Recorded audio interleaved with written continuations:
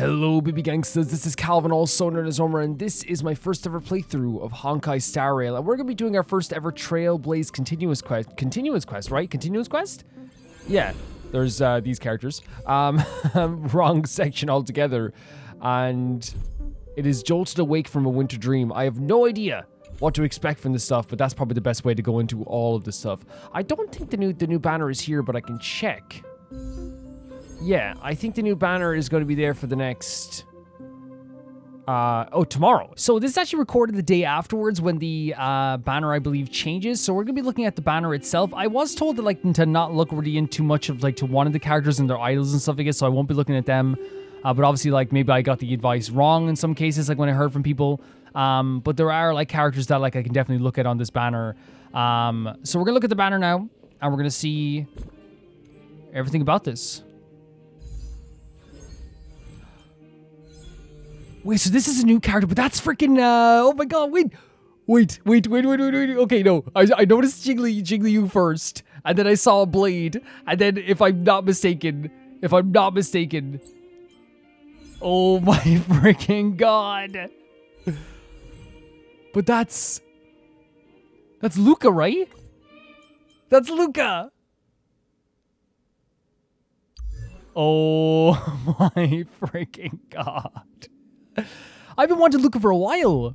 And also, we can also wish on Jingliu and Blade as well, which I have been wanting for a while too. So this is the first time we're really going to be wishing. I think it's the character that people said just don't look too much into them, which I think is fine. You know what I mean? 100%.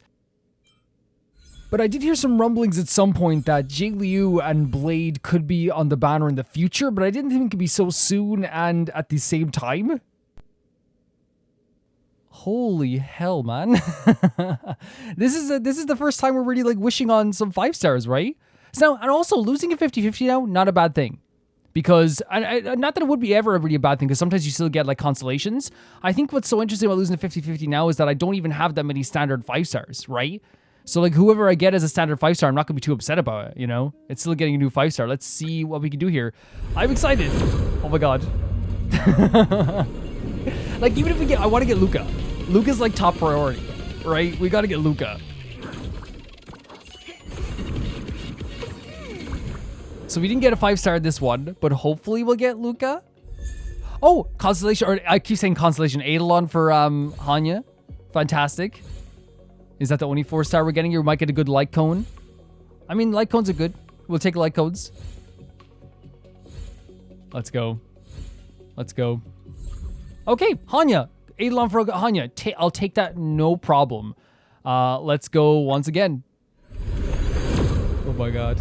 I think we're even if we lose a 50-50 again, I'm still excited. You know what I mean? I'm still excited to see what we get. It's very exciting. So it's not a 5 star yet. I imagine it's gonna come at some point though. Oh, okay, an Asta Eidolon. Very interesting, okay. We could definitely use Asta at some point. We haven't talked to her in a while in story, but she's very cool. Okay. Okay. Yes, there we go! Exactly what I honestly, very openly, I've wanted Luca for a very long time. Also expressed that, if you know, I've been waiting for characters that I know that I definitely want as well. So, this is awesome. This is, I think, is a perfect storm. Right? The fact that Luca's on the banner, which is already amazing. We're gonna be using Luca. I'll level him up. Literally gonna level him up tonight. I'm gonna level up Luca tonight. But it's not only just Luca being on the banner. It's the fact that it's also 2 characters that I already think are freaking amazing are on the banner too. You know what I mean? I feel so lucky that this is the first banner I get to, that of characters I know, and it's 3 characters that I know dearly. You know. Let's go again.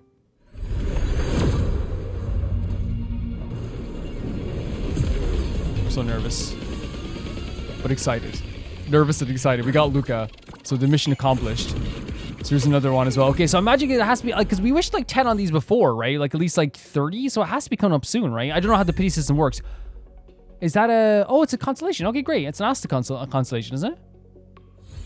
And what am I saying? Keep saying constellation. What's wrong with me? A light code. Doesn't, Okay. Link's Eidolon. Okay. Wait, is that one for March? Day 1 of my new life. That's adorable. Oh my god.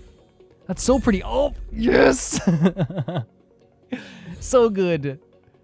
So fantastic. Love that. Love that. That light cone though was absolutely fantastic. The one with March on it. It's really, really cute. We'll see if we can equip it to her right away.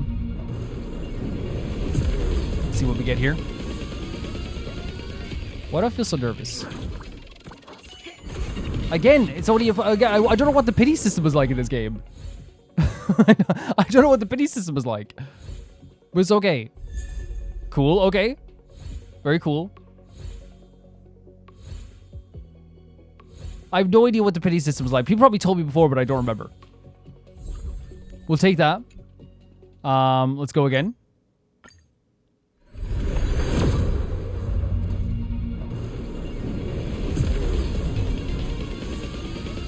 I feel sick. And again, it's a 4-star again. What's the pity system like in this game? What is the pity system like? Oh, I'll take that, no problem. What is the pity system like? I mean, 3 Eidolons for, or 2 Eidolons for Luca, fantastic. I'll take that, no problem. Like, I wonder what I wonder what it's like. The pity system, right? Because I have no idea. I have no idea how many wishes I've actually used on this yet. Express crew roster. I assume it's not just the exact same as Genshin's. Here we go. Okay, so it's either a loss of 50-50. I think I've flown back from a 5-star. That's so cool. Wait, is that a Don Hong light code as well? Fantastic. Fantastic. I'm so nervous. Again, if we lose a 50-50, it's not bad because we don't have a lot of the standard characters anyway. You know what I mean? It's not like I don't see it as a bad thing. Let's go. There we go.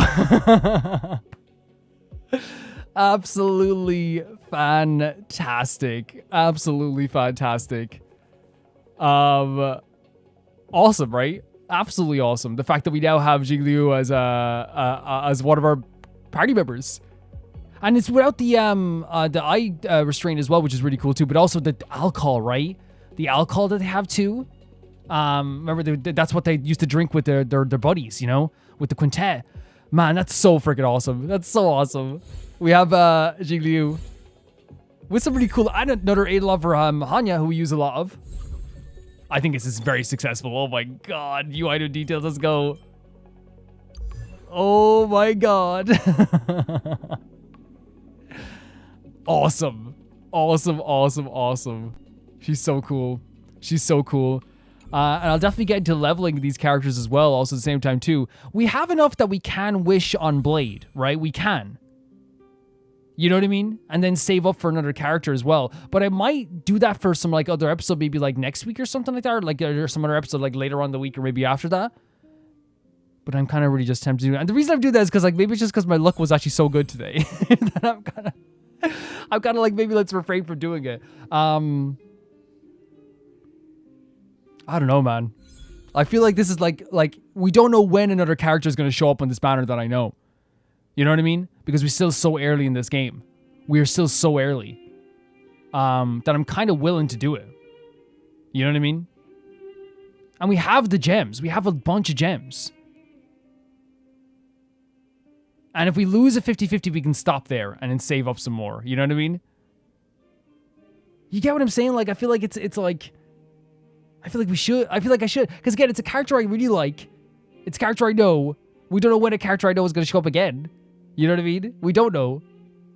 And especially characters that I'm really, really interested in as well. You know what I mean? Let's go for it. Let's go. I'm probably going to be in a wreck after this. But Jesus Christ, let's go for it.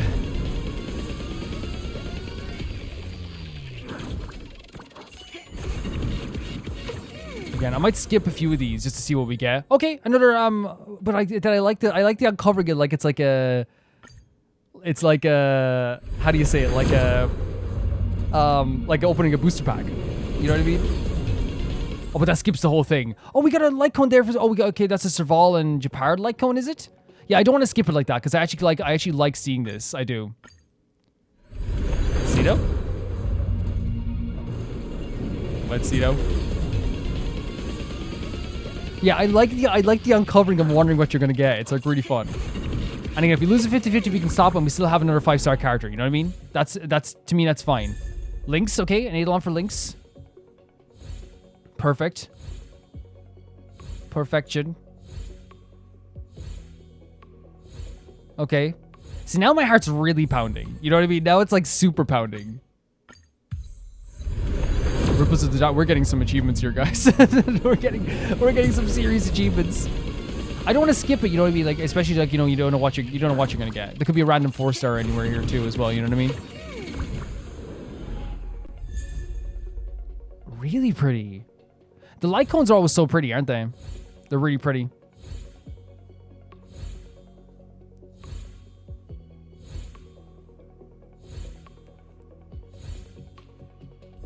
Yes!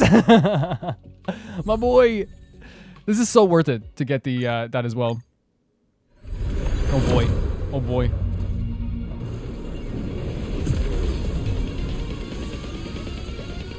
This is so nerve-wracking, but it's so fun.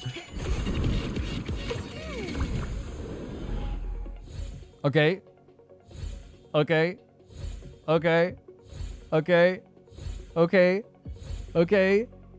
Okay. Okay. Okay, great. Great stuff. Great stuff. We'll take that as well. Now, we might not even get a 5-star in this run because I don't know how the police system works. Since we might even have enough for getting our 5-star, but we wish anyway, you know what I mean? And that's fine, and we can build up, we can wish then over time then as well. Because you get a lot of gems in this game, which is fantastic.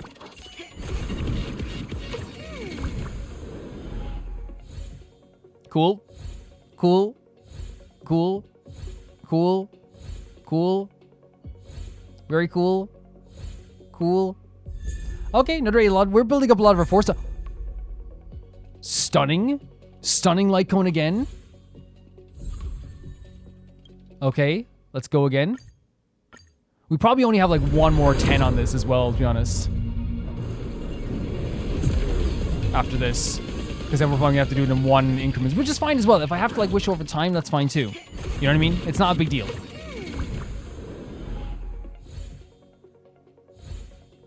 And there's still 20 days left for me to, as well. Really cool.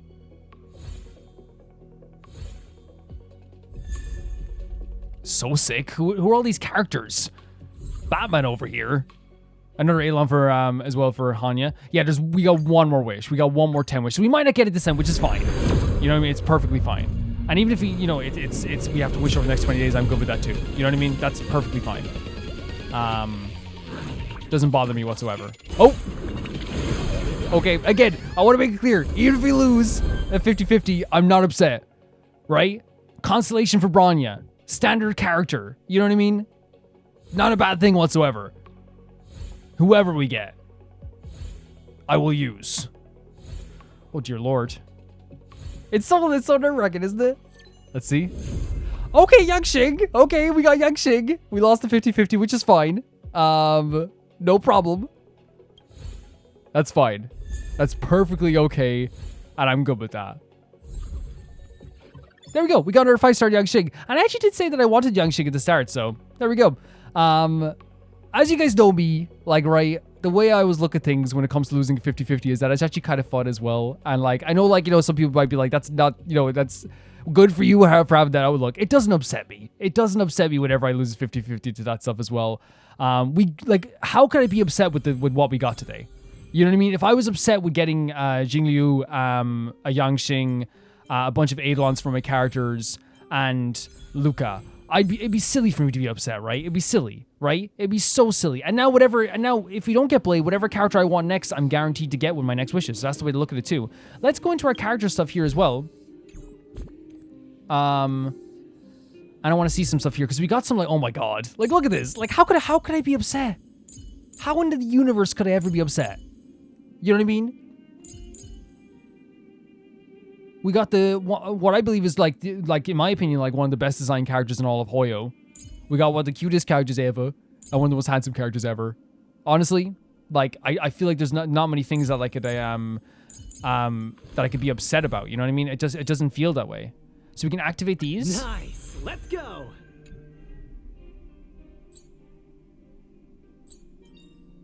Nice. Let's go. How many of these did we get? Like, we got like 3, right?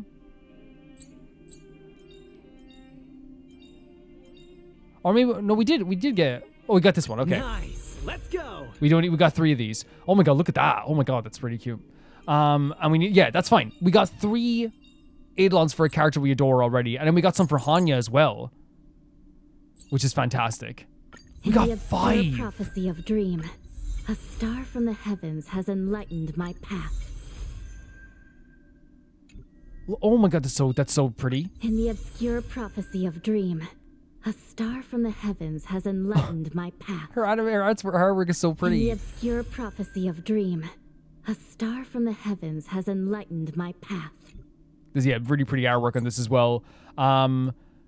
Yeah, like I don't, there's not a world where I could actually like generally be like upset by this. There's not. Like, I'm so happy with that there, 100%. And we got Archer this week too. I was the only one who got him. They sent him to me for free. They said review Archer. So we also got some light cones as well, but I want to see if these are better. These are, no, definitely better, right? This is definitely better. Is this what we want? To increase his defense though? Like, is defense a good thing to have? Because this increases healing. Oh no, it doesn't. Okay, you know, this is good. Yeah, I think we should equip this. It's her light cone, right? That makes sense. And I think Don Hung got a light cone as well. The one we had equipped was... Wait, did we have... We didn't have one equipped. Oh, wait, because we're using him for a different character, yeah. I think that's perfect. Another light cone for Don Hung. Who else? We got someone... We got like a light cone for like Asta, I think. It was this one, right?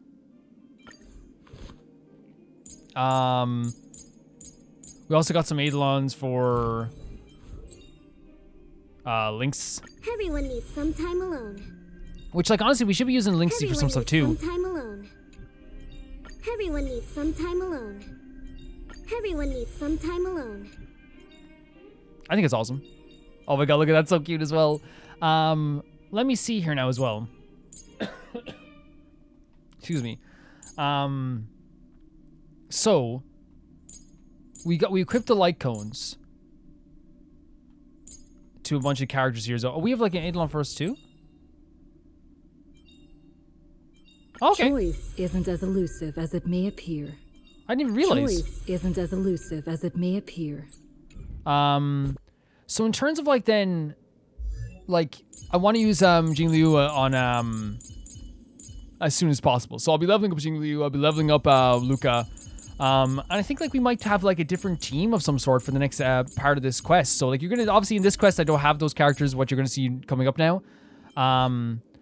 Do we get a light cone for...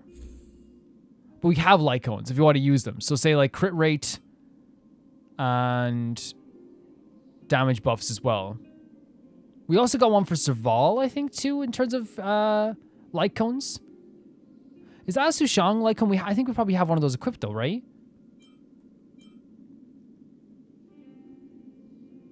So would it be better to do crit rate? That's gorgeous. Didn't we have one for, was it Serval? That had a light cone there, or maybe it was a Japard light cone. Let's see. It might have been a Japard light cone I was looking at. Maybe it's, oh, is that not, that's not Serval at all. I know, I thought that was Serval and Japard then. Okay. Maybe that's Japard's one though. Sushang has that light cone equipped though, right?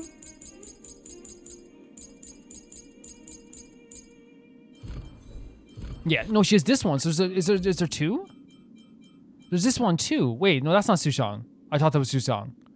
Is it not Sushang? No, it's not. It's just for the distance to look like Sushang. Okay, we're not getting anything right today. I'm very happy with all that.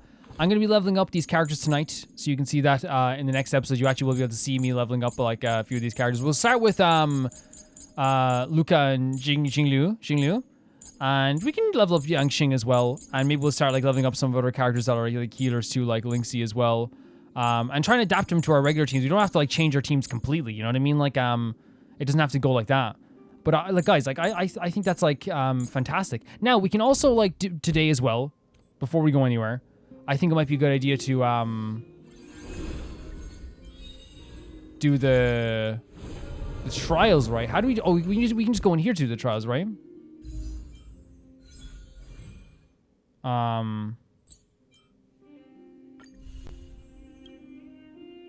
So I think their trial would be on the Xianzhou, right?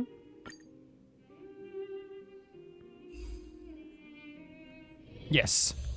After entering an enhanced state, the unit's actions, advances, and crit rate increases. While enhanced, the costume charge points to use a powerful ability. So wait, so after we entering this enhanced state, this unit's action advances, crit rate increases. While enhanced, consume charge points and use powerful ability. Okay. So... The moon shines on oh the my truth. god, guys, we have Jingliu. And we have some other characters here too. This character was on the banner at one point, right? And this is Tribby, who was on the banner last time. And there's Sunday too. Wait, so this character here, quite adorable, right? We said this before, is a cool design. Very cool design. Let's try some stuff out then. So we can impair. The moon shines on the truth. And we froze them as well. So we're going to get a full description of what we can do here as well. So the basic attack deals minor ice damage to a designated enemy. Transcendent Flash deals massive ice damage to one designated enemy and gains one stack of Signy. I love the picture here as well. The other skill is Moon over on Glacial Water. Deals massive ice damage to one designated enemy and ice damage to adjacent targets. Consume one stack. So we need to consume a stack for that. So the first skill will gain a stack, and then okay, great. And the ultimate is deals massive ice damage to one designated enemy and deals ice damage to adjacent targets, gain one stack. Pretty awesome. Okay, so it's like a full-on like ice damage to all these enemies, and you gain a stack as well. Our talent is when we possess 2 stacks, Jingliu enters a spectral transmigration state. With her action advanced by 100%, her crit rate increased and her skill enhanced. Using an attack in the special transmigration state consumes HP from her teammates, and when allied targets receive damage or consume HP, Jingliu's crit damage increases. Wait, what? So when they lose HP, she gains crit damage? That's insane. That's going to be like an interesting fight too. So I think maybe Locha might be a good idea to have here too, just to heal them after certain moments. Creates a special dimension, or maybe a defensive unit would be good actually. So like someone like March maybe, or any other defensive units we have as well. I might pair with March though. Creates a special dimension around this unit is the technique. Within this dimension, everyone in this dimension will become frozen after entering combat. Enemies with in this dimension, this character regenerates energy and gains one stack of Siggy with a high chance to freeze enemies. So that talent is crazy. So we consume people's health.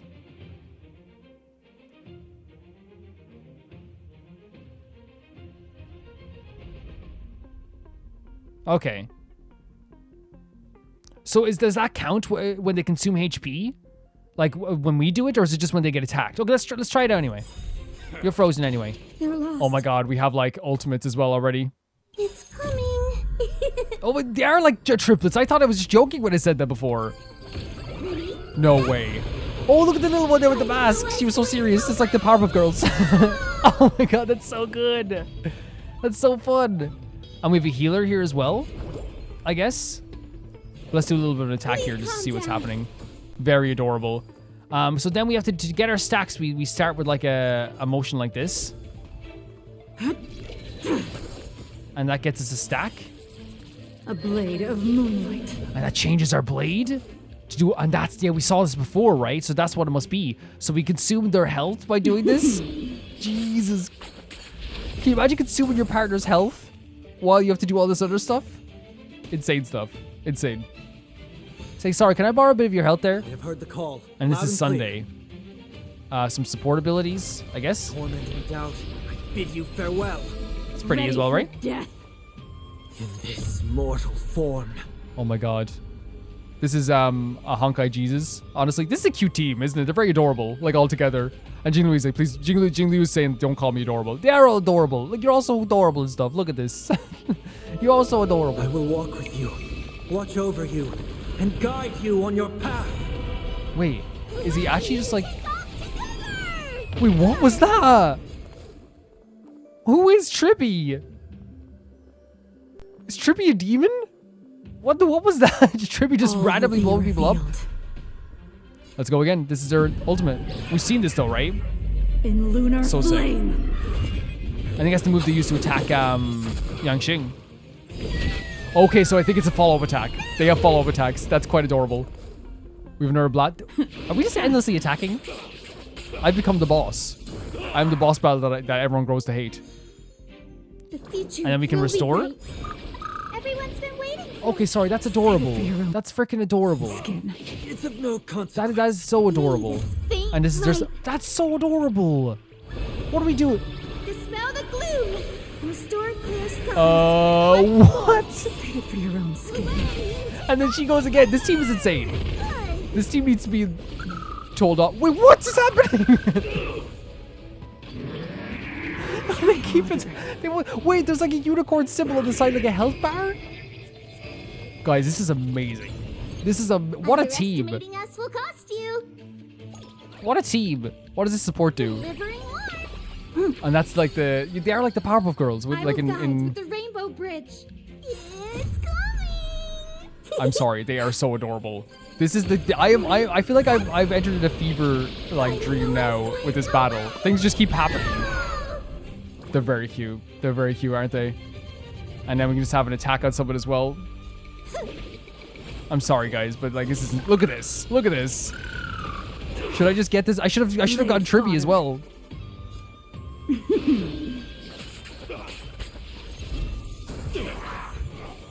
I will overcome the thorns. Serenity stands I guess we clear can fast before forward it now, I suppose, but Nowhere to run. I was like, why did the battles take so long? It's just like, well, it's because we're not fast forwarding, right? Like it's that too, and because we're just learning these moves right away. Flame. Someone do a follow-up attack again? No, we did it. Yeah, that's oh whoa, Don Shu? The future is bright. They're using Don Shu for trials? Sunshine. I can't thank you enough. Okay, I mean, fair enough. Don Shu, you've been relegated to trials.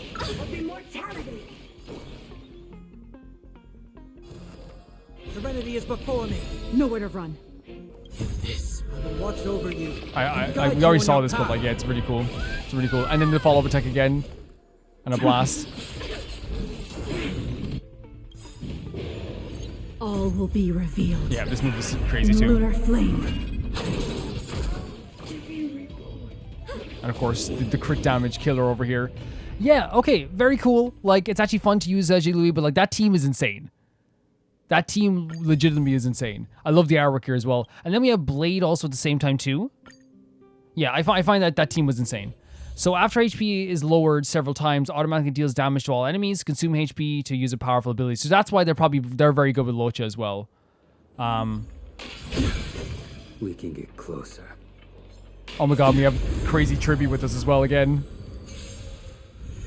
So, basic attack is Shard Sword, deals minor wind damage to one enemy. Forest of Swords consumes own HP and deals wind damage to one enemy, as well as minor wind damage to adjacent targets. Okay, so it's like cool wind damage. Okay, consumes HP, enhanced basic attack, and increases the chance of getting attacked, and this turn does not end after the skill is used. Okay, that's cool. But enhances your basic attack. Death Sentence sets current HP to 50% of max HP and deals massive wind damage to one enemy and wind damage to adjacent targets. Shuhu's Gift, when Blade decreases HP decreases, gain 1 stack of charge upon reaching maximum charge. Launch a follow-up attack dealing wind damage to all enemies, restoring HP and consuming all charges. That's insane. Attack the enemy after entering combat, consumes own HP and deals wind damage to all enemies. So it's about like kind of consuming your HP to deal damage, but then you can obviously like gain it back if you need to too, and enhancing your attack also. That's cool. So just to let you guys know, there's this crazy character called Tribby, okay? So I backed out of the Blade thing there, mostly just because I saw that Cell had a new move, and I didn't want to see the new move until we saw it in the game when they wanted to give it to us. That's just how I felt about it. Now, unless I'm wrong and it's something entirely different, that's a different thing. You can let me know. But again, I think that's probably a big moment of the game where they do want you, and you guys probably want me to see that for the first time too. So let's start Hanya's trial. Regenerate. We know what Hanya can do. Regenerate skill points for the team, which is pretty freaking awesome. Yeah. But I think like Hanya is just like autopilot for me. Look at this team. Very interesting. You know what I mean? Yield. It's a very like I think Hanya is just a very supportive character. You know? Yeah. Actually, let's just read over this again, just so we know what we're doing here, like in future, so we know everything, right? So the ultimate increases ally speed and attack. We know that. The Oracle Brush deals minor damage. Samsara Lock deals physical damage to one enemy and applies burden to them for every 2 basic attacks. Skills or ultimate ally used on an enemy with burden. Allies recovers 1 skill point. So recovering skill points that way as well, which is really cool. And when an ally target uses basic attack, skill, or ultimate on an enemy target inflicted with burden, the damage increases. That's awesome as well. Attacks the enemy after entering battle, applies burden equivalent to that. That's awesome. Yeah, the burden is awesome. It's just a really cool way of like making sure that everyone always gets skill points. I think she's perfect for Bronya as well, right? And that too. By the will of the 10 lords, the 10 lords decree, hereby ordained. Yeah, I think Hanya's just fantastic in that way. Revealed in the sanctuary is but a vision. Break! This is our chance.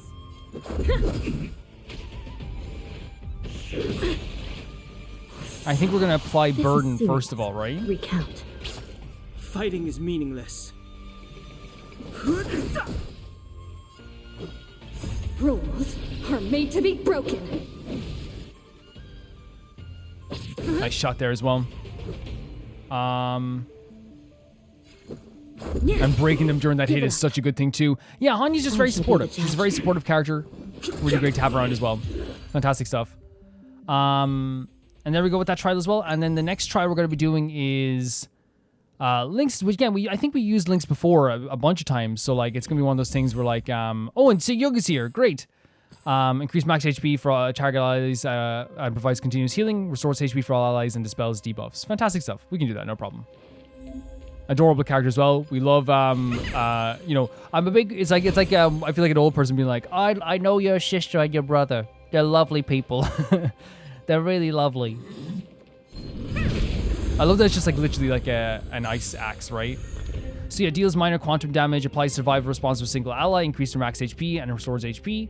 That's what the skill does. Dispels 1 debuff from allies and restores HP. That's awesome. The talent is when using skill or ultimate, applies continuous healing on the target ally. If the target has a survival response, the continuous healing effect additionally increases. So if they already have a survival response. And Chocolate Energy Bar, after this character uses their technique at the start of the next battle, all allies granted continuous healing effect. We should have used that. Yeah, that's my bad. But still, We're in very trouble cool stuff. now. Oh my god, Ting Young is so fabulous, isn't she? She's so fabulous. Specimen sighted.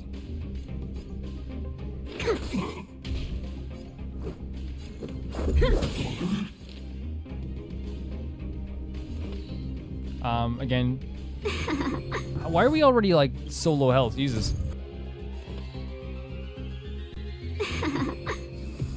Okay, so I restarted the battle there as well. It'll take more than that. Let's go with a restore. Deep breath. Get some continuous healing going as well. The continuous healing is fantastic. Like that's a really fantastic thing. Let's be friends.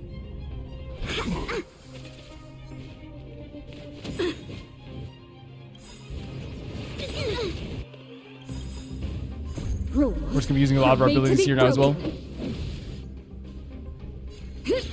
Nice shot. To travel far away. We haven't seen this in a while, but it's very good. It's very fun.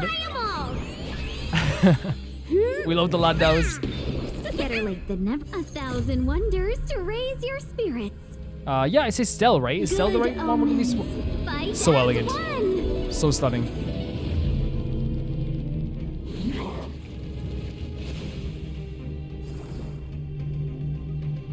Time for something savory. A nice restore for us as well.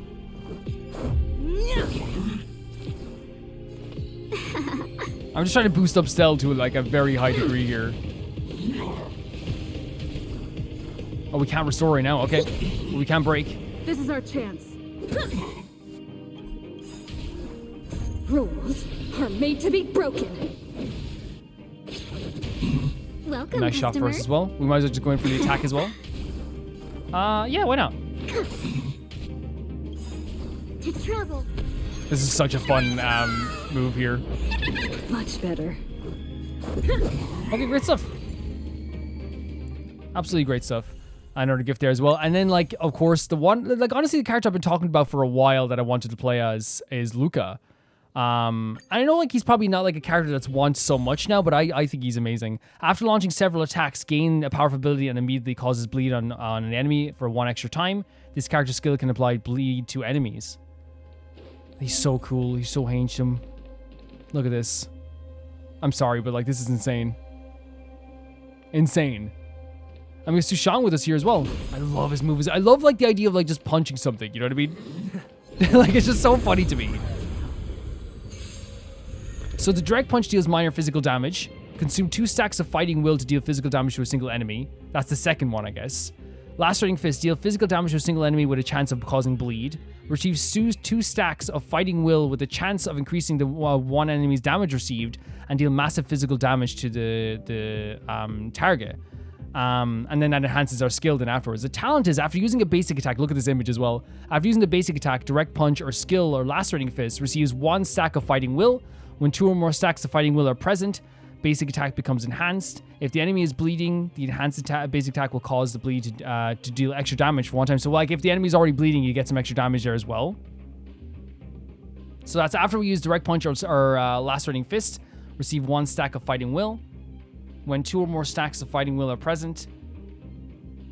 Okay, our basic attack becomes enhanced. Fantastic. And then Anticipator, attack the enemy after entering battle, deals minor physical damage to a random single enemy with the high chance to inflict bleed to the target.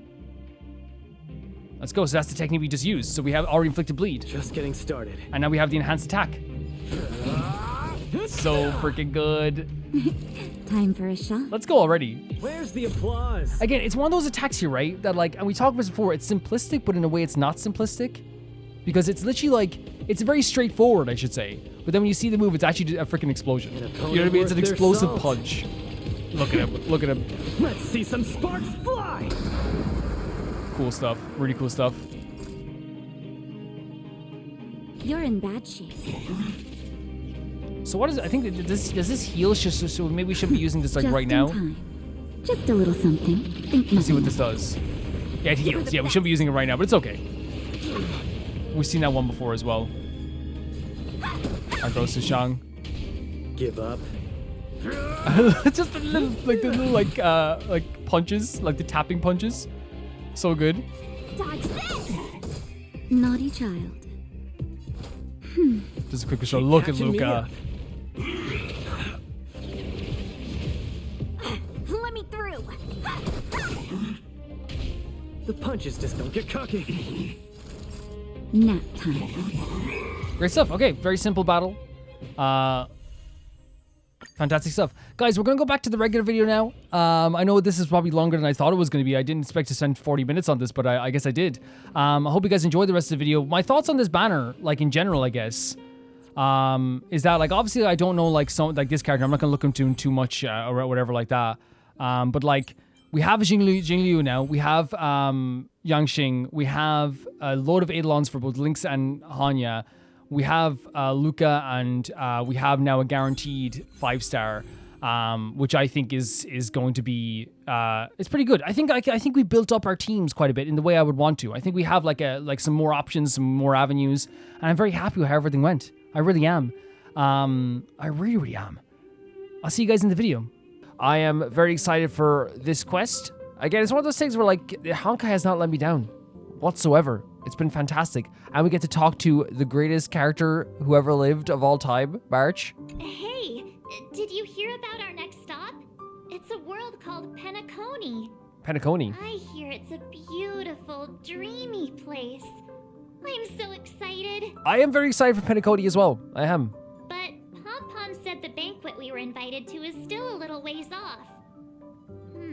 What can I do to pass the time? Oh my god, are we hanging out with March? Are we hanging out with March to pass the time? Huh? Is that my phone? Must be the group chat. Is it the other greatest character of all time, Don Hung? Please say. Well, it's Bronya. Okay, can you read this message, Express Crew? Hi, hey Bronya, how you doing? Oh my god. It's been a while, Bronya. Bronya, we're missing you so much, oh March. Great, I was worried that you couldn't receive messages. I know you're busy, so I'll keep it short. Whatever you need to say it. Recently, we're working on preparing a the Soul Warm Festival's traditional Bolabogian Festival. For the standard celebration for this festival has been suspended for years due to the fragmentum and the lockdown. The Belabogians now really need a heated celebration to lift their spirits 110%, and actually a great way to make camaraderie between people now that they're like breaking up the divide is probably to make like something that's very enjoyable and fun and, you know, great for people to hang out with each other. So you have the time. I'd like to invite you to the Soul War Festival. Witness what we've achieved so far in reviving Belobog. I would... Yes! That sounds amazing! Me too. Festivals and celebrations are right up my alley. It'd be great if you can come. Everyone's been missing you. Has at Donahug been busy these days? He hasn't sent any messages to the group chat. He's holed up in his room recently. I guess he's turned off all devices. We'll check on him for you. Thank you, March. That's very sweet of Bronya. I'm looking forward to seeing you all at the Soul Warm Festival. Oh, but using the fanciest of stickers. Of course she is. But that's awesome. That Don Hung. He can't just ignore Bronya. I'm gonna give him... Yeah, I understand what like, you know, March is like, you know, and Don Hung's relationship is the kind of relationship where, like, I feel like she does, like, push him to, you know, to be more social because she likes him being social, because she likes hanging out with him. Whatever's happened with Don Hung, it's usually, like, very important if he's not answering, but also at the same time, I never, like saw him as someone who would like text all the time, you know what I mean? I never saw him as that type of person. But I think Bronya very, very much knows who the type of person Don Hung is. And she messaged a thing where she said like, hey, is Don Hung doing okay? Probably to be like, you know, to let him know like, hey, I am thinking about him, you know, but no pressure. Let's go to his room and talk to him. Yeah. And like, honestly, like as well, like, here we go. Yeah, honestly, as well, like, I understand what March is saying. It's like, hey, we haven't talked to Bronya in so long. We have to, like, you know, have to talk to her, you know? And she is definitely playing the sister in this role, I feel like, with Don Hung, which is like, come on, you have to talk to Bronya, you know? Like, come on, you have to talk to our aunt, you know? She's downstairs, come on, you know? I think the relationship is very sweet. It's always been very sweet to me. I love them so much. But I wonder what's happening. Again, like, all the crazy stuff that's happened in the past, like, in the past while with Don Hung, you know? Like, I wonder how he's feeling. Bronya just sent all of us a message. Did you see it yet? Yes, I saw it. Oh my god, he's so cute. Then why didn't you reply? Bronya's a good friend of ours. I'm sorry. I'm just not in the mood for idle chat. Yep. There's been a lot weighing on my mind since the Loufu. It was tough on the spirit. Oh, poor Don Hung. Yeah, like, I'm sorry, but like the stuff that he went through emotionally, you know, like the physical stuff as well, but like the journey he made with Bailu, right, and had all those revelations, the stuff that happened recently with Jingyu, which was like so like crazy as well. The stuff with the quintet that happened recently, you know what I mean, all that stuff together as well, along with like the full journey of like fighting Blade. He became like sorry about that, guys, but yeah, like the stuff that Don Hung has gone through in the past while, like it makes perfect sense that he would be like this. Like, so far I don't think there's been a character who has gone through the emotional turmoil that he has. Like the stuff with the quintet, the stuff with Bailu, having to like uncover all those like those past histories and stuff, I guess, about themselves. The stuff with Blade, fighting Blade in the main quest as well. Like he's gone through so much, like becoming, you know, Ibibir Lude, you know what I mean, and parting the sea. Like, I'd come away from this like destroyed. You know, I'd be destroyed. Don Hung. Yeah, it's a lot of stuff happening. It's definitely a lot of stuff happening. I'm the one who should be sorry. Oh, March. I was being too pushy. You're right. You went through a lot on the Xianzhou. Take all the time you need. 100%. And it's sometimes difficult to see, like, you know, as you say, the forest from the trees is sometimes difficult, especially when you're in a situation where you're like so excited. Oh, Bronya texted, but then you remember, oh yeah, this is what Don Hung went through, and it takes like a lot of like love and care, for March to, how do I say it? For March to like understand that almost instantly. So we have a choice to just say, Don Hung, stay on the Express and get some rest, or why not come with us for change of scenery? I might choose the second one, not because I'm trying to force him to come anywhere. I just want him to know that he is wanted. You know what I mean? He is welcome to come here, but it's also okay to take a rest. No thanks. I'll be staying on the Express. That's okay. That's no problem whatsoever, but I wanted to make sure he knew that he was wanted. It's great that Belobog is able to host a celebration. Yeah.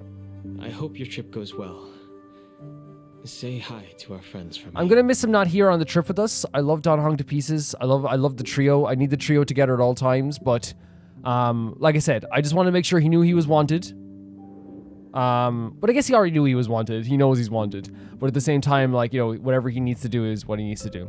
Okay, rest up.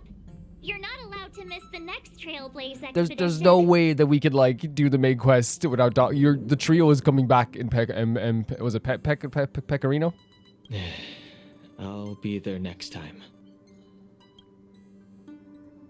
He won't budge, huh? Looks like it's just Yeah. the two of us then. Pity. He's gonna miss out.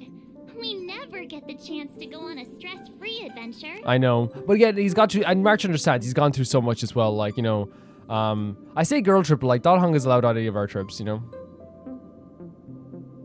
Yeah. No, and honestly, like, it is one of those things where like, yeah, this would be amazing. It is a stress-free adventure. It's something the three of us we can go together on and have a bit of fun. But just like, you know, I would go on a trip with Don Hong. I'd go on a trip with March 7th as well. Sometimes that happens in friends group, right? You're not going to always be together all the time. Sometimes you're going to be like two are together, the other two are together. Sometimes you're on your own. You know what I mean? It happens.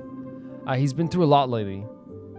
I know, but it's still a shame, don't you think? No, you're 100% correct. It is a shame that he's not coming, but like we acknowledge he's been through a lot. And I think that's what's so great about these two friends that he has. If only Himeko could come with us. We're going to ask Himiko? Should we ask Mr. Yang to come with us? What about Pom Pom? Maybe not. He's still wheezing from the trouble we got into on the Xianzhou. Wheezing? You didn't notice? What do you mean wheezing? At his age, he might not appreciate the extra... His age? Okay. excitement. Apparently he is older than I think. Why don't we go ask Himeko to tag along? She might be up for an adventure. Man, yes! If Himiko wants to come on a journey with us? Expressed for a while now, but you've never gone on a trip with Himeko before, right? Well, now's your chance. This is really cute, right? The fact that like it's gonna be Himiko, March, and Stell going on this trip together. And like I said, like you're gonna have different pairings all the time, but like we have to understand where Don Hong has come from as well. Himiko, how you doing? We're set up the pretty brigade, and we need you to come with us. That's a big smile. We already lost Don Hong. We can't lose another pretty person. Himeko, there's a celebration coming up on Eurillo 6, organized by the Supreme Guardian, and we're invited to go take in the sights and sounds. Yep. Don Hong won't be going anywhere for a while. He's still resting up, Yeah. so wanna come with us? It's very real feeling for March to want a trio, right? Because like we're used to a trio, you know. It's actually very real in a way. But I just think that you know, in friend groups, you're always gonna have different pairings. I mean, considering how you helped us out with Kokolia, I'm sure Branya would be happy to see you. Heck yeah. So that explains the Our grin. voice actor. You're excited about the celebration. Like I don't care what they say. They see March as their daughter, right? 100%. And even that way it was like very like, you know, motherly in a way. Thanks for the invite, but I'm afraid my hands are Wow. full right now. Please send my regards to the We're not even Supreme gonna Guardian. like Himiko's not even coming. Make the most of the festivities. You've earned it. You two and Don Hung did help save Eurillo 6 after all. I'll be sure to join you guys next time. I guess she's not coming. Navigators really do have their plates full, huh? Seems like it's just you and me this We'll time. be fine. We'll be fine. Right? Just like I said, if I needed to go on a trip with Don Hung, we could. If I need to go on a trip with March, you could. Obviously, the trio is the best, but like, you know, you're gonna have different pairings of friends. Let me go pack some stuff for the trip first. Come and find me when you're ready to set off. 100%.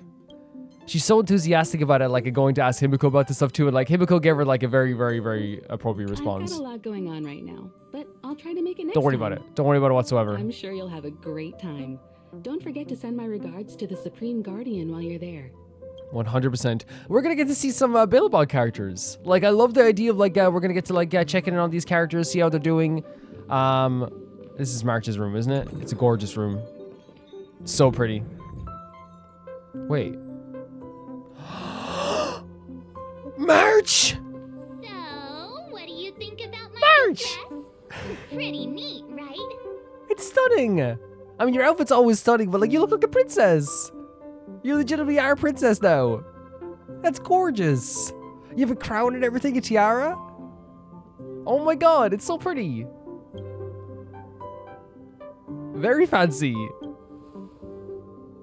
It's been sitting in my wardrobe collecting dust for far too long. Let's go. But now I finally got the chance to wear it. That's so nice. Right? She's thought of that right away. She thought of these festivities. She thought of getting that dress. Like, that's such an amazing moment. I finally have a chance to wear this outfit, you know? This kind of event doesn't gorgeous. come around every day. Why shouldn't I dress for the occasion? Of course. You're not really gonna wear that same old outfit. March, that is are stunning. you? March, that is freaking stunning. Like, her outfit's always like very pretty and very her, but obviously it's like it's built for more like traveling and casual stuff as well. This dress is like you will be at this festival if you are like, you are gonna be literally the most like, what's the word I'm looking for? Like the most well-dressed person at this festival. Like it's so stunning. But also at the same time, like I love that, like it's actually kind of, you know, very sweet that she wants to, like, you know, dress up for the occasion, you know? Our smile, oh, Sal's cute smile. Let's just pretend I never said anything. As long as one of us is making an effort. I suppose. That's a stunning dress. I adore March. She's such a real character, right? Like, and like, I love all these pictures as well. She just pictures from, wait, now there's like a blatant That's so, wait, so she changes the photos every time? Like, she actually is documenting our journey quite a bit? Wait, how'd you get that?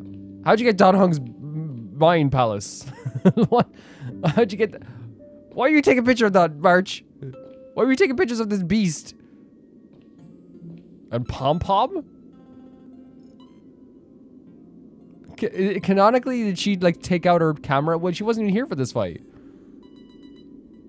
You took a picture of Bronya pointing a gun at us?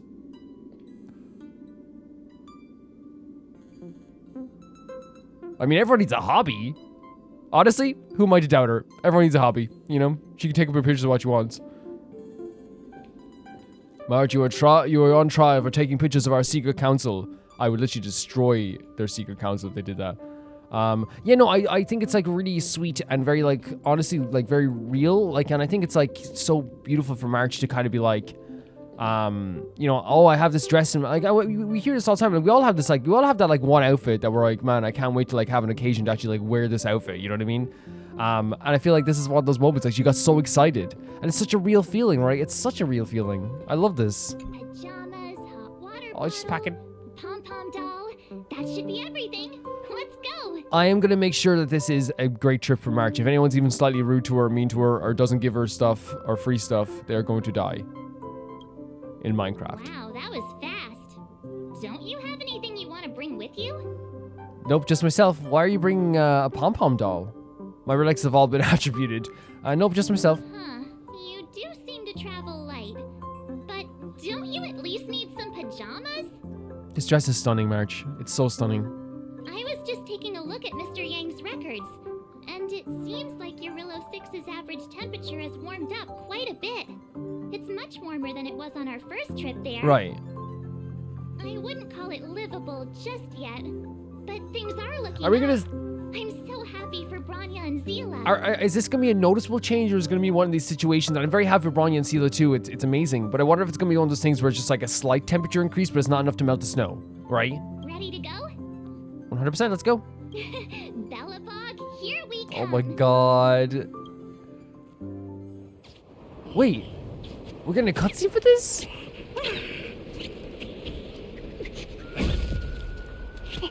Wait, what the hell?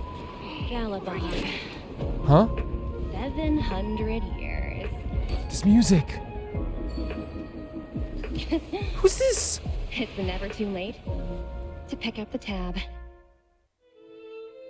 Wait, we have a new character? Oh, Burr, how do people living in all Oh this my snow god. celebrate anything? Oh, one thing's for sure, though. Where there's a celebration, there's bound to be food. Can we right? pause for a second? Like, what just happened there? Oh, wait a sec. That person over there. That doesn't look This is like perfect, a I Silver guess. Guard But, uniform. just there's a new character we can introduce. I don't know if, like, again, like, I always, like, whenever a new character gets introduced to the game, I'm like, were they on the banner before? But, like, banner and in-game is so different, guys. It's so different. They look like they were like, was it like kind of returning to Balebog? But they were like flipping a coin as well. I wonder what's happening here. I wonder what's happening. They're introducing a new character in some way anyway, but yeah, we'll see. All in black.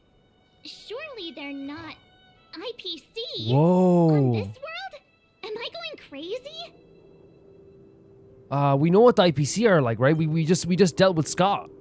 That's what I'd like to know. If they're here to look for Findy, then they're more than just a little late. There's only one way to find out. Let's go ask. I've always found IPC staff easy to talk to. Well, at least they're nice to you.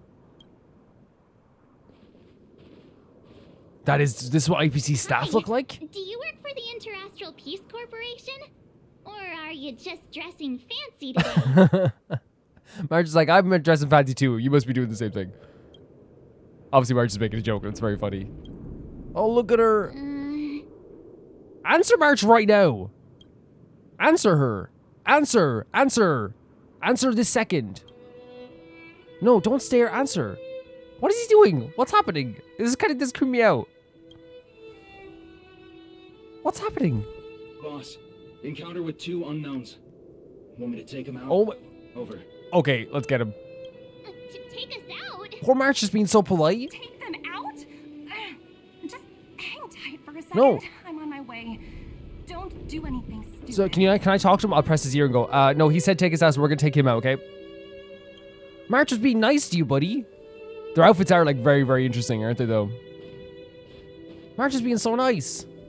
This is the new character. Glad to make your acquaintance. Topaz. I'm Topaz, an investment expert from the Interastral Peace Corporation. Oh. I'm here on Eurilla 6 for a special business assignment. So this is an IPC member. You'll have to forgive my colleague here. People skills aren't his strong suit. Please don't take it to heart. Yeah, March is being very nice to him, so just dock his pay by a year. Phew. You scared the life out of me. We're here for the celebrations. We're not looking for more conflict. Yeah, we literally it felt like a holiday for a second. Oh, right. We should probably introduce ourselves. I'm March 7th, a passenger of the Astral Express. You may have heard of it? And this is my friend and fellow passenger. Yep. Besties. No kidding. I could tell you weren't locals from a mile away, but I didn't expect to run into 2 nameless here. Fate is such a curious thing. So, first of all, hair is really pretty. There's like, seems like a color coding. I don't know if it's an IPC color coding, but there is like a lot of red and black as well on the outfits too. But obviously, like, we can't get a good look at the outfit here. But she does look pretty cool. I heard that Eurilla 6 There we only go. stepped out of the Stellaron's shadow thanks to the direct intervention of the Trailblazers. Surely you 2 aren't. Oh, this the smile, the very confident smile. That's us. The honor is yours. Huh?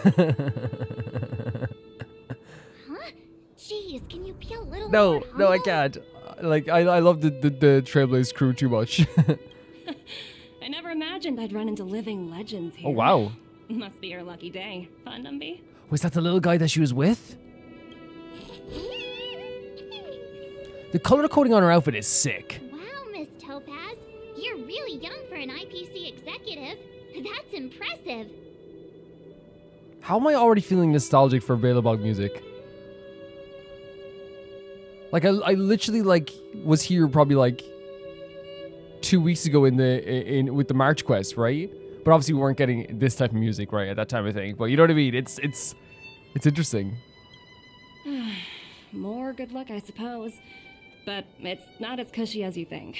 Scurrying from one side of the galaxy to the other. Going wherever businesses require me to be.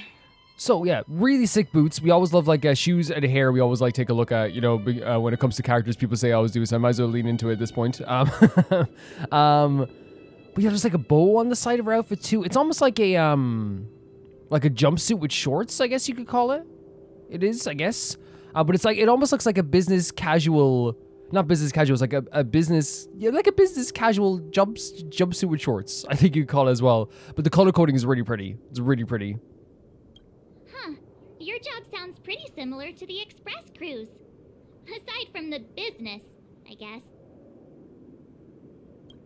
Wow, Branya moves fast. The crisis is only just over and she's already opened talks with the IPC. Interesting. These talks aren't exactly what you might expect, but I have to agree. The Supreme Guardian definitely knows how to govern a city. And that's the reason I'm here on Eurillo 6, to meet with her. Miss March, you said you were on your way to Belobog festivities, right? My apologies for delaying you both. Yeah, she's a very cute character. Yeah, again, like I said, the color coding. I'm a big fan of the black and reds. I am, but like honestly, like it's a cool contrast having the white and the red hair as well, because it stands out so much on her own outfit. You know what I mean? Like to have like your own outfit, like have parts of it stand out is so important too, and like the hair is such a contrast to the rest of the outfit too. Don't be sorry. It's not like we're in a rush. Want to come to the city with us? The snow plains are freezing, and it's easier than you think to get lost out here. Thanks for the concern, but I'll manage. It's my first time on this world. I'd like to take it in its vast, iconic snowscape for just a Fair enough. longer. Honestly, fair enough. Who knows? Maybe we'll cross paths again during the celebrations. Oh, here's my contact information. I don't usually respond during work hours, but I'd be happy to chat off the clock. Oh, she's basically saying I want to hang out after work. Wow, I actually managed to get an IPC executive's phone number without even trying. Teach me how to get rich. I'm in charge of a project worth 8 billion credits, by the way. I think this is funny. Did they move forward? Me too. Oh my god, gals. You two make it They cute do. there. Anyway, I'd better be on my way. See you next time. Honestly, a very like pleasant. Yeah, her outfit's really cool. It's really cool. Like a really The pleasant. universe is huge. Yet we somehow stumbled onto the same path. Yeah. Fate truly works in mysterious ways, don't you I suppose, think? yeah, but like I do think that like this is like probably the first like very like I know people are gonna say, well, Scott was pleasant for me. I remember the comments from the last video. But like this is like the first like openly pleasant conversation we probably had with someone in the IPC in a way that like, you know, doesn't right now have any ulterior motive or like baggage behind it. It was just like a casual conversation, I suppose, in a way. Come on, let's head into the city. I love being here in March. And honestly, March's cell together without Welt is hilarious to me. Like, am I wrong in saying that that's like chaotic duo level stuff? Wow. Oh my god, here we are. People everywhere. Are you sure we're in Belobog? And now to check out the main event, the food. Come Let's on, go. keep up. I'm so happy for both these characters because again, like as I said, like I love their chaotic nature. It is 100% like the best thing in the world. Like Welt, I really feel like Welt was keeping the two gals in check when it came to like all the there's Pale over there. When it came to like their kind of like outward craziness, and I leaned into it of course as well. But without Welt here, I really do feel like they're gonna have like you know, a very there's no one to reel them in, which is gonna be very funny. Let's talk to Pela first, I guess. It's been a while since we saw Pela, right? Is that Pela? Looks like she's teaching the kids again.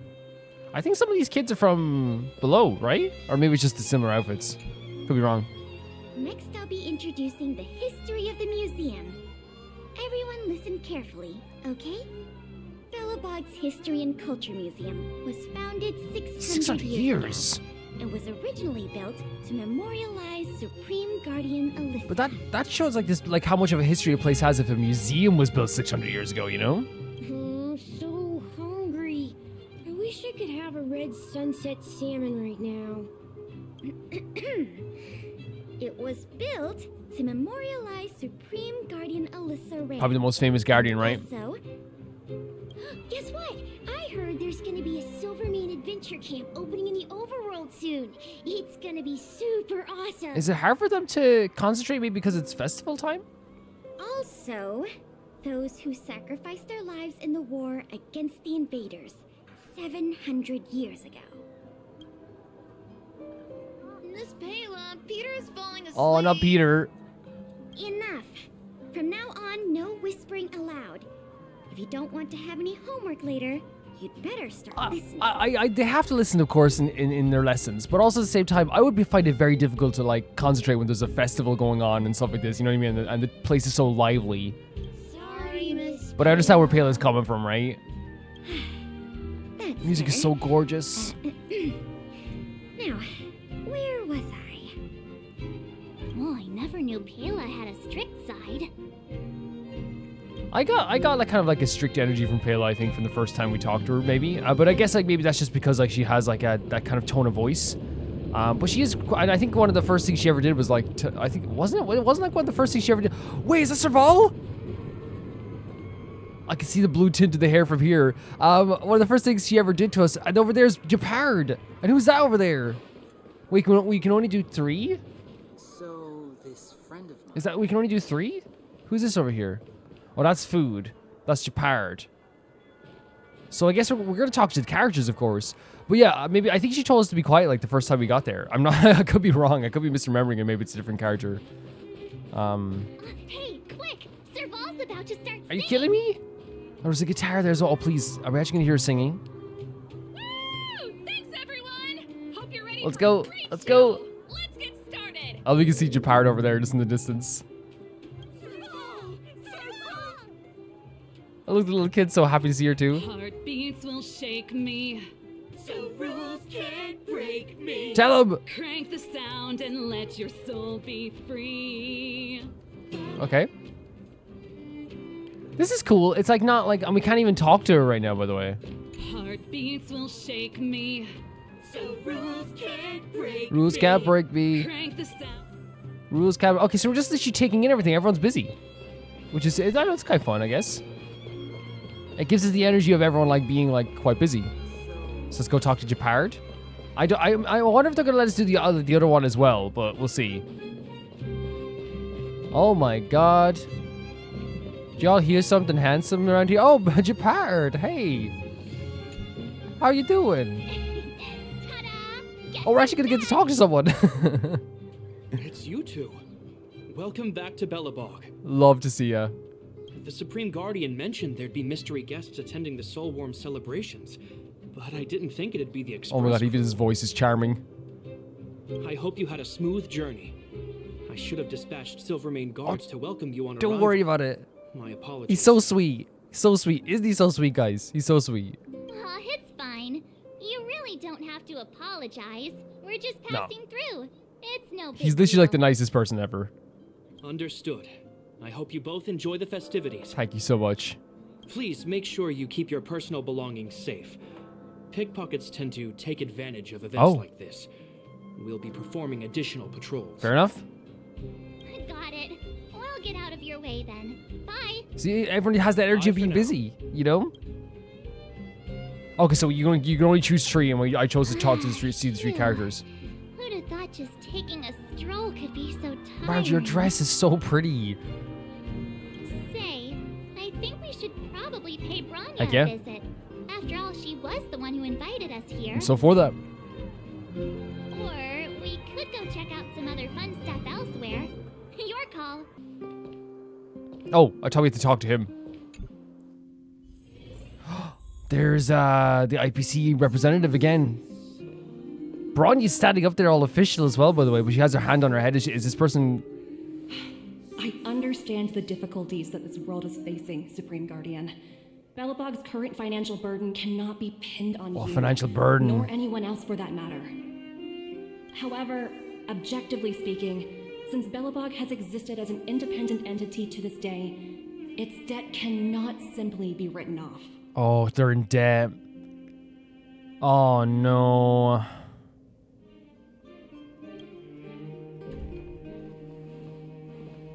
Oh, it looks like we have some visitors. Bronya! And Topaz? You're here too? I guess you've already started your business talks.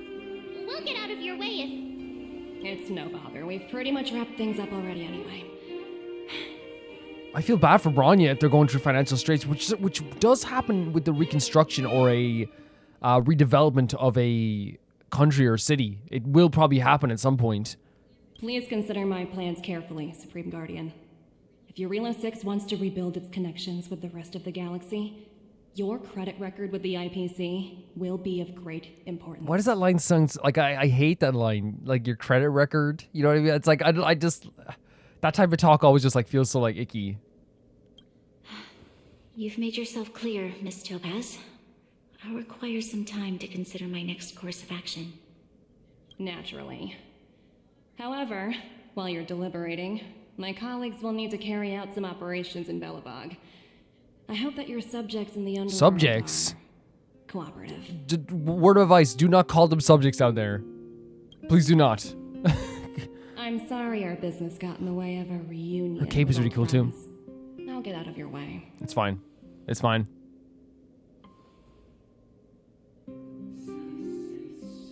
Music is so gorgeous, isn't it? So pretty.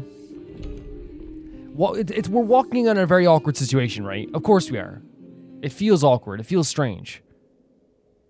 Is everything all right, Branya? I didn't know Miss Topaz was so intense. She seemed nice when we met her. Yeah, because we weren't, we didn't have a debt with the IPC. You know what's so interesting? Just like right away, like Bronya's keeping the thing alive of like talking to people from up here as they're standing down there, because again, it does give you a bit of a presence. It does, you know, separate you in some way. Is Pale over there as well? It does like, you know, it shows like, you know, not even just, I don't think Bronya wants to show her presence, but she's trying to show it like it's very official, right? It's I'm standing here, you're standing here, let me hear you out. But for friends, we're allowed to walk up here, which you weren't allowed to do with Cocolia, if you think about it. It's good to see you two again. Welcome back to Belobog.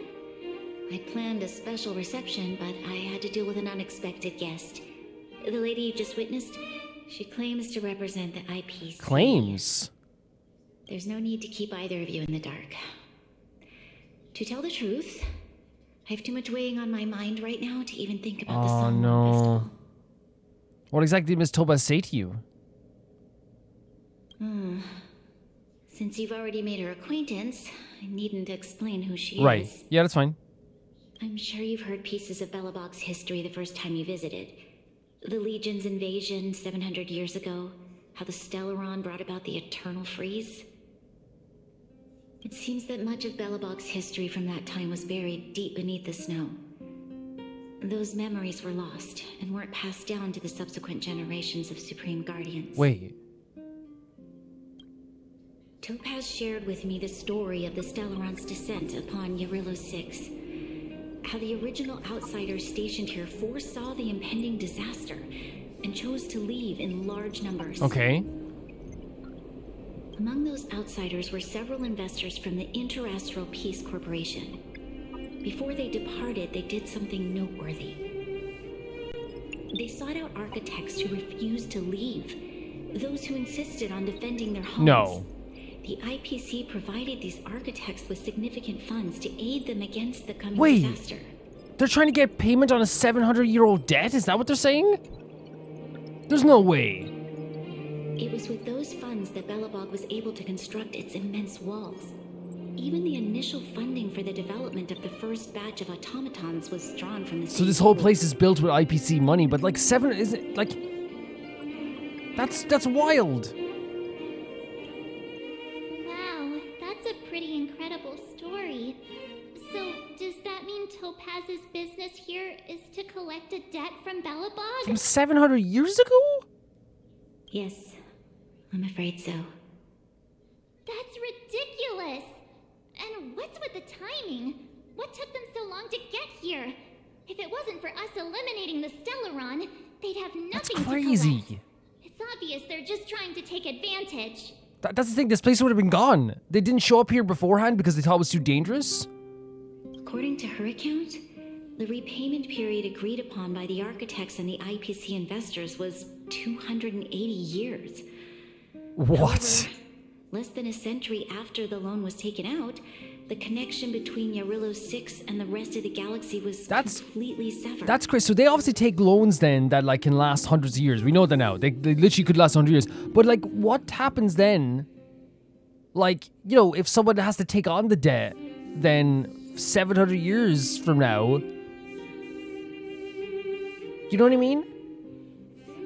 Like, to me, the reason why this like is a bit shady to me, personally, is that, like, 280 years is a long time. You could forget about a debt that you had in 30 years, even less than that. You know what I mean? If you had a debt and no one came to collect it, you weren't alive for some of the for debt that people probably made before you as well. Like, it's a very weird time frame. The IPC deemed that the disaster had caused irreparable damage, and that there was no civilization left to reclaim the debt from. As such, they considered the owed sum permanently lost. Then leave it. Leave it. No way. No. That is, I don't care what it says, that is shady trying to collect the debt from a place that literally is trying to rebuild itself. It is. You know what I mean? Come back in 100 years. We just had a stellar crisis where hundreds of people were dying. All the time. Where soldiers were dying every day on the battlefield. It wasn't until the Stellaron crisis was resolved that the IPC discovered that Belobog had survived. You get like, this is crazy. They're sitting in their office and they're like, hey, that place that was like under disaster and like we thought was completely destroyed and a lot of people died. Well, now we can get the money, you know? And that's when they sent Topaz over to collect the Jesus, debt. man. And the No. You can't apply interest to a loan that you decided to not come and collect. That's not how that works. How much is owed? An astronomical amount. I don't even know how to read such a long string No, of numbers. they can't apply interest on a loan that they chose not to collect. That's insane. Can you imagine erasing the loan from existence and then coming back after hundreds and hundreds of years and being like, oh yeah, by the way, the interest, buddy, the interest. You decided that we were dead. We were nearly dead. Before you both arrived, Topaz warned me that if the payments were delayed, the IPC would give her the authority to employ strong measures. Employ them. I'm here. Employ them. I had no idea things were like this. Whew. Here I was thinking the IPC had come to rebuild Belobog. It's so rough. It's so rough, right?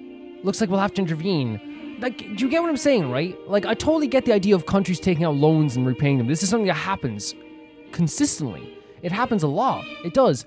But also, the IPC did this in a time of crisis, right? They knew that they needed this in time of crisis. They basically gave them money to, like, save their lives. This is a truth. 100% a truth. But, right, you kind of get where the timeline here is, like, very F to me. Where it's like, after 280 years, they're supposed to pay it off.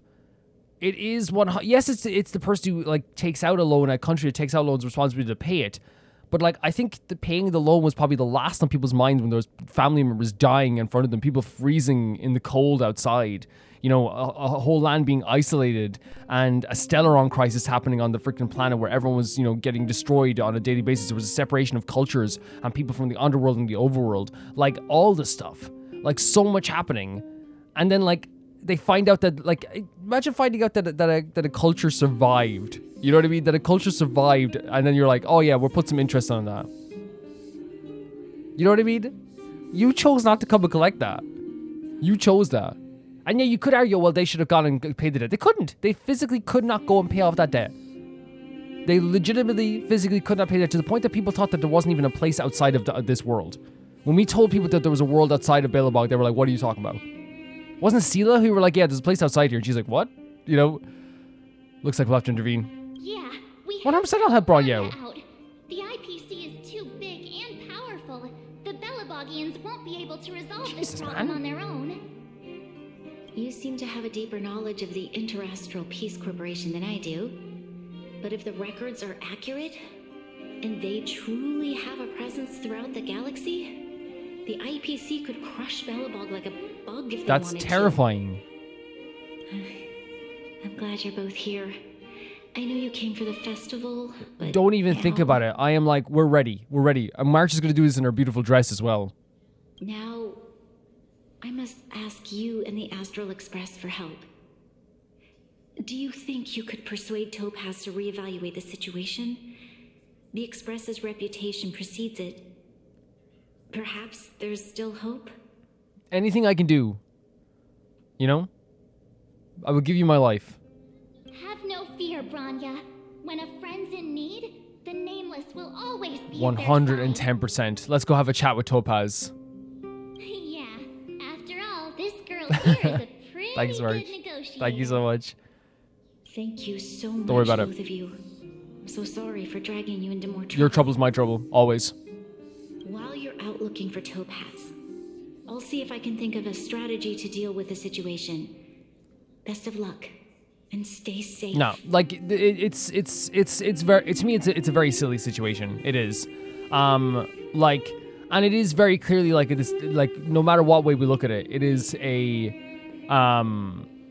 you know, what really like got like what kind of like boiled me a bit was the interest, right? I think you guys understand what I'm saying, where it's like yeah, come and collect the debt after a while, and then like make a deal where you can be like, okay, look, this and this happened. But the fact is, they cut off the debt completely and said they couldn't get back because they thought they were dead. No matter what way you put it, the IPC found out that this civilization of people survived after a crisis of people dying and suffering, of the world getting destroyed. And like, there's no doubt in my mind that 100% they saved people's lives. The IPC's money saved people's lives. It did. Factually so. There's no way of going around that. There's no way of moving around that. You know what I mean? There's no way. But at the same time, it's like it's equivalent of like, like, I don't know, an actual no, they don't have to do an equivalent. It's a civilization that's being destroyed. People are dying. People are suffering. People are getting killed. People are losing their homes, their families, everything. People are losing everything. They can't travel outside the world. There's no way in the world they could have paid us off this debt with the Celeron crisis. There's no way. It's impossible. So to add interest on a debt that you decided to not come and try and collect, that's a you problem to me. That's a you problem. I'd say you paid that interest, maybe. I'd say you paid that debt. I apologize for Don't apologize ever. into Belobog's affairs again. But when faced with an entity as powerful as the IPC, we need all the external help. And it's crazy. That's how they're also in terms of like. While you're out looking for Topaz, I'll see if I can think of a strategy to deal with the situation. I don't think we need to tell. We can see if there's any new information here, but I think we know everything, right? Thank you. I believe in you. I feel like they just like have to. I think it's probably for people that maybe backed out and came back in, but like that. And again, I want to always make it clear here as well, like, because I think sometimes people think I'm like criticizing writing sometimes, when I think this is actually like really well written. This is like showing that the IPC, like how far their reach will be, how powerful they are, how they will like the lengths they will go to get a debt that they considered null and void at one point, how much money they actually want, how much money they feel like they're owed. And also the fact that they can turn a whole country and city under their thumb and terrify them. Like the fact that an entire city like Belobog is now scared at what the IPC is going to do. That shows how powerful the IPC and how far their reach is. Like that's again, it's not me insulting the writing. It's obviously like, very well written. Oh, hey, I just remembered. Topaz gave me She her did, number. you're right. We might as well just be direct and ask her where she is. She seems like the type of person who appreciates a straight approach. Are you there, Miss Topaz? Greetings, Director Topaz is currently busy and unable to reply to your message. Please wait. AI, please tell me. Stop repeating. Auto reply. Hello, checking the Director Topaz is scheduled for you. No. Current Director Topaz is on an inspection out that store, the History Cultural Museum. Overweight. I think it's pretty smart. Thank you. Okay, it's back to the same thing. And March, by the way, said an auto reply. She reads us a reply to message or work hours. She said she wouldn't, right? She told us she would not. Okay, got it. She's at the museum. Let's get Hopefully going. she can be reasonable. We better think about what we're gonna say. She might be young, but she is an IPC executive. She's definitely no pushover. This is a big deal. This is a massive deal, especially in the time of like, oh God. You just standing here in the museum. Their outfits are really interesting, aren't they? They're almost like I don't know what way you say it. It's almost like crystallized in a way. But yeah, in the time of reconstruction for a country, for a city, that's what's happening. They're trying to rebuild things in a city. It's expensive.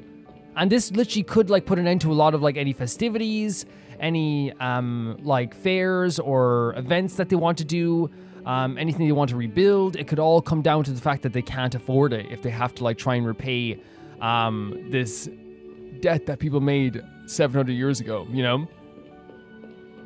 This will legitimately affect the entirety of Belobog. You know what I mean? And the people in Belobog. This will affect everybody. Honestly. Love the paintings here. The music is fantastic as well. Where's she? Oh, she's there. Yeah, like I actually think like her my favorite thing about her outfit is the color coding. The black and the red. The black cape is so sick as well though. Like she does have a really sick character design. She looks like kind of like maybe not a superhero, but like an action hero in some way, you know? 600 years old. Provisional evaluation would value it. Oh, she's evaluating the money of this as well. Like great writing. It's such good writing though, isn't it? The music here is gorgeous. But someone from the IPC being able to like like in their head count like how much money this would cost, how much like they could get for it. That's like really like good writing to me. Oh, it's you two again. This is the third time today we've run into each other. And the last, no. Cherish the moment? Why, of course I will. Meeting friends from the Astral Express is always a moment worth cherishing. Why do I feel like this friendship isn't gonna be as strong in a bit? What do you make of this painting? I'm no expert, but just from the artist's strokes, I can tell it's no ordinary piece. It portrays a certain kind of sorrow, you know? Not your everyday kind of sadness. It runs much deeper than that. It's gorgeous. It is really pretty, isn't it? It's as if the artist had condensed history into one poignant but sorrowful image. The artist's brushwork depicts several generations' hardships. Seems like you know your art. Not at all. The analysis of an aficionado. I wouldn't take my word. No, an analysis of a painting from a personal perspective is a true analysis. You know what I mean? It is. It's how it makes you feel. The Express has visited many worlds. I'm sure the Nameless have a far greater knowledge of such things than myself.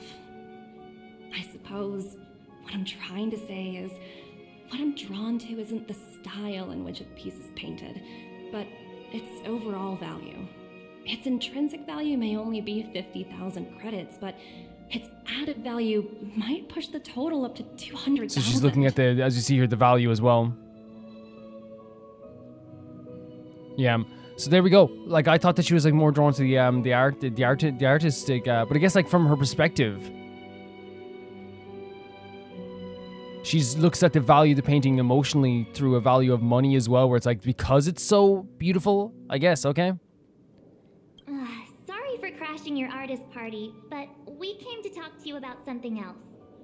Oh, a collaboration between our two sides. I think there's gonna be a collaboration. I'll be honest with you. Not exactly. Actually, Let's walk and talk. She's already taken control of the debate of the negotiation. It's over. It's done. That's a power move. Most exhibits in this museum are of little value. But with a keen eye, it's possible to find a diamond in the emotionally rough, and so to artistically, speak. they're valuable, right? Miss Topaz, Bronya's already told us about Belobog's debt Yes. situation. Oh, you two are closer than I expected. She's a with friend. her. She's a friend who we who tried to get us arrested at one point, but now we would do everything for her, you know? So, how can I help? Not sure in the arrangement. I think we're sure. It's just not we don't agree with it. Help me out here. Yeah, I'll help you. You know I'm not good at this No kind problem. of thing. We want to ask a favor on behalf of Bronya. The IPC demands are unreasonable. The Express will pay off Belobog's outstanding debt. I think the interest is definitely yeah. You're so direct. I think it's unreasonable. I understand. From your point of view, I can see how unreasonable it is. appears. However, you must understand that debt collection is a big part of my job. I've dealt with cases far more difficult than Yeah, but this is this case. I'm not here to talk about your other cases, if I'm being honest with you, Topaz. I'm like, it's not my perspective right now. I appreciate each case has its difficulties, but if I treated every late debtor as a special case, the galaxy's economy would come to a grinding Then the halt. economy probably needs to change. The way the economy is done has to change then. You know what I mean? It's not one of the situations where it's like, oh, like, let's keep it the way things are. If you build up an interest on a debt that you didn't collect and chose not to collect and chose to null, and then you build up interest in it afterwards, that means there's something wrong with the system. It doesn't mean there's something wrong with the galaxy itself. It's the system involved in the galaxy. And if the debt can't be repaid... The Strategic Investment Department is well versed in handling such situations. We can offer the debtor various repayment solutions. Yeah, just get rid of that interest then if you're going to do something like that as well. But Eurillo 6 has far exceeded the allotted repayment period. That's... I'm afraid milder solutions aren't the order of the day. You guys nulled it! So, I proposed to Branya. You nulled it! Oh, God. Oops. Almost gave away trade secrets there, didn't I? That was close. You nulled it. You nulled it. You null and void. You nulled the agreement, and then started it back up again and added interest to it because you didn't, because literally they physically could not repay the debt because you didn't communicate with them. The exhibits here are pretty ordinary. I estimate they're probably not worth much. She's a master at negotiation, guys.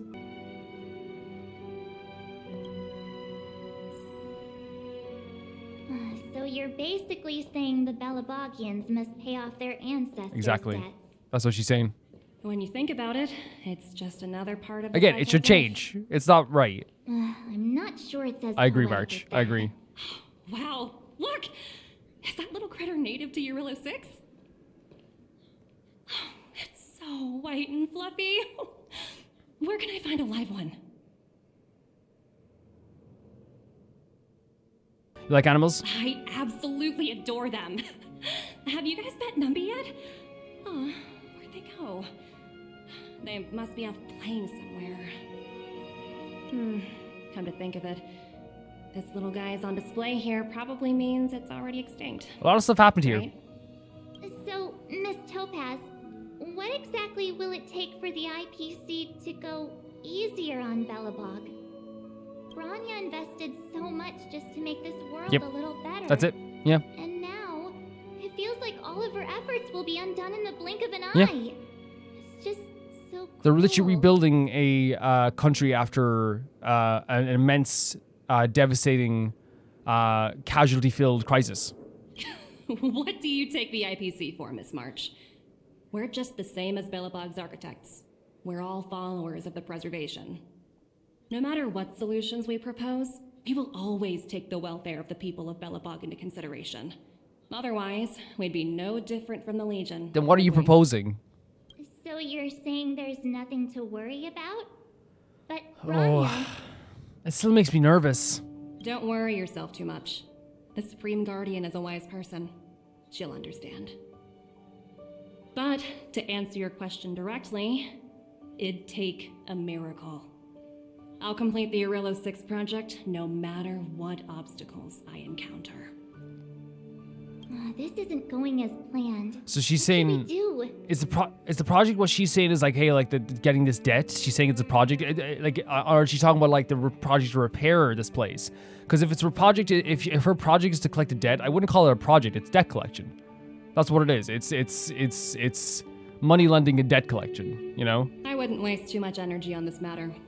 Why not make the most of the festive atmosphere? And I also want to say, I'll put it in before as well. Like, when I say that the IPC is responsible and the reason this place is still standing 100%, but also, like, it's easy for someone to take out a loan when they're in a moment of, like, true vulnerability. You know what I mean? It's like, it seems like the best option at that moment. You know? So there also is that where, like, they were clearly in a very bad situation at the time. So, like, of course they're going to take a loan for that stuff as well. Why wouldn't you? Oh, looks like one of my colleagues is after me. My apologies, but I should probably take this. Bye! This was not a good conversation. This didn't go well. This did not go well. She kind of like, I feel like she went around, maybe not intentionally so, but she kind of like circled around like a lot of the stuff we were trying to ask. So, what now? We spent ages trying to convince her and she didn't move an inch. We didn't promise Bronny we'd succeed. We should keep pestering her? Yeah, let's go. You sure? I really don't think she'll change her mind. I promised Bronny I'd succeed, so. I guess Miss Topaz is just doing her job. And as far as the Express is concerned, I think it'd be unwise to make the IPC our enemy.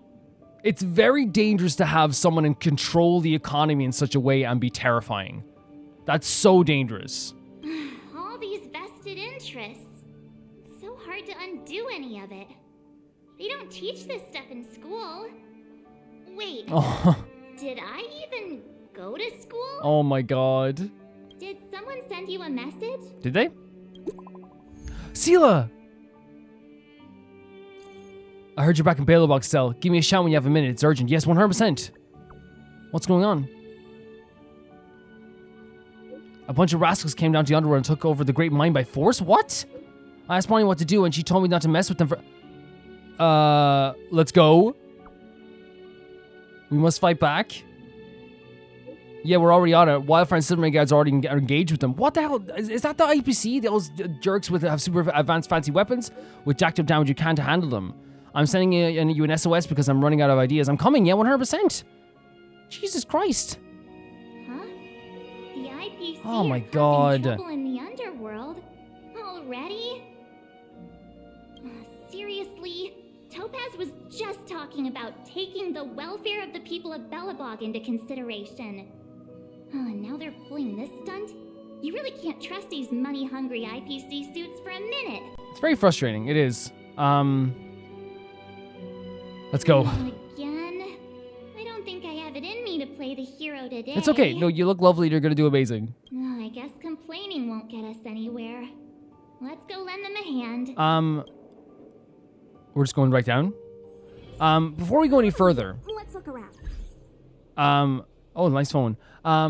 I think that, like, sometimes when people talk about nuanced situations, like, sometimes, like, people, like, will, like, I think it's lost a bit of meaning, not in my audience, but there will be passerbys who lose the idea of, like, what the idea of nuance is. Because I feel like sometimes, like, people be like, oh, you have to have more of a nuanced opinion between black and white. And 100%, there's so many nuanced and gray areas when it comes to, Xianzhou, for example. Like, oh my god, like, you have to look at things from so many different avenues, and, like, and, you know, like, we look at the thing with Don Shu and stuff, I guess, like, it's so difficult to look at this stuff. But, like, to use Don Shu as an example, a nuanced opinion on that, to me, wouldn't be Don Shu is 100% right because of the horrible stuff that happened to her. It's, damn, the horrible stuff that happened to her makes sense why she would, like, feel this way, but we also can't let her get away with doing the stuff that she's doing. To me, that's like, that feels like the looking at things from all those perspectives, where it's like, yes, I acknowledge 100% what happened to her was absolutely horrible, and they should not have done, what happened should not have happened, you know. And I feel like in this situation, you know, like we can sit here and be like, oh well, it's just their job, it's just this and stuff, and like that as well. But the way I look at it, this is my timeline of events and how I feel about everything going forward, right now. Yes, is Topaz doing their job? 100%. That's what they're doing. They're coming to do a job, right? But I don't have to agree with a job. I don't have to like a job. I don't have to like a debt collector. I don't. And it's not that I hate Topaz. I want to make that clear. I just say, like, I don't have to like the actions of a debt collector. You know what I mean? I don't want to say debt collector just in case, you know, people get riled up and, you know, the Scott fan club comes out again. But, yeah, it's like, I don't hate Topaz, right? At all. But the situation is they gave Bailbog money hundreds and hundreds of years ago because they were down on their luck. And it's easy, again, when you're in a, like giving money, giving a loan to people when they're at their most vulnerable is what debt collectors do. That is a thing that they do. At the same time, then, obviously, they are responsible for the reason that Bailbog is even here, right? That those defenses, like, did a lot for Bailbog, 100%. They nulled the debt because they thought everything was destroyed. Bailbog is trying to rebuild everything right now, and they're trying to collect debt with an interest on a debt that they nulled. That they nulled. You know what I mean? That's like someone saying, you know, when you're 20 years old, you know, hey, do you want me to get that drink back for you? Don't worry about it. You know, this is a bad example, but don't worry about it. And then 20 years from now, then like 50 years from then, just being like, hey, dude, can you get me a drink? Sorry, dude, I don't really have the money to buy you a drink right now. Oh, but you said you'd get me a drink. But You said I didn't have to. It's like, no, but dude, circumstances are different now. You know what I mean? Like it's that's what it is like to me. It is like that to me. It's like, oh, you couldn't get me a drink back then, but like you can get me a drink now. Like they nulled it and then they restarted it because they thought obviously I know because they thought they were dead, right? They thought they were gone. But like to add interest on that as well to me is like very shady. It's very shady because they didn't come to collect it. They nulled it, and obviously no one could actually go and pay that debt at the time with the Stellaron crisis. They just couldn't. But yeah, I'm gonna move forward because I know for a fact like it's like, you know, it's gonna. I think it's gonna be like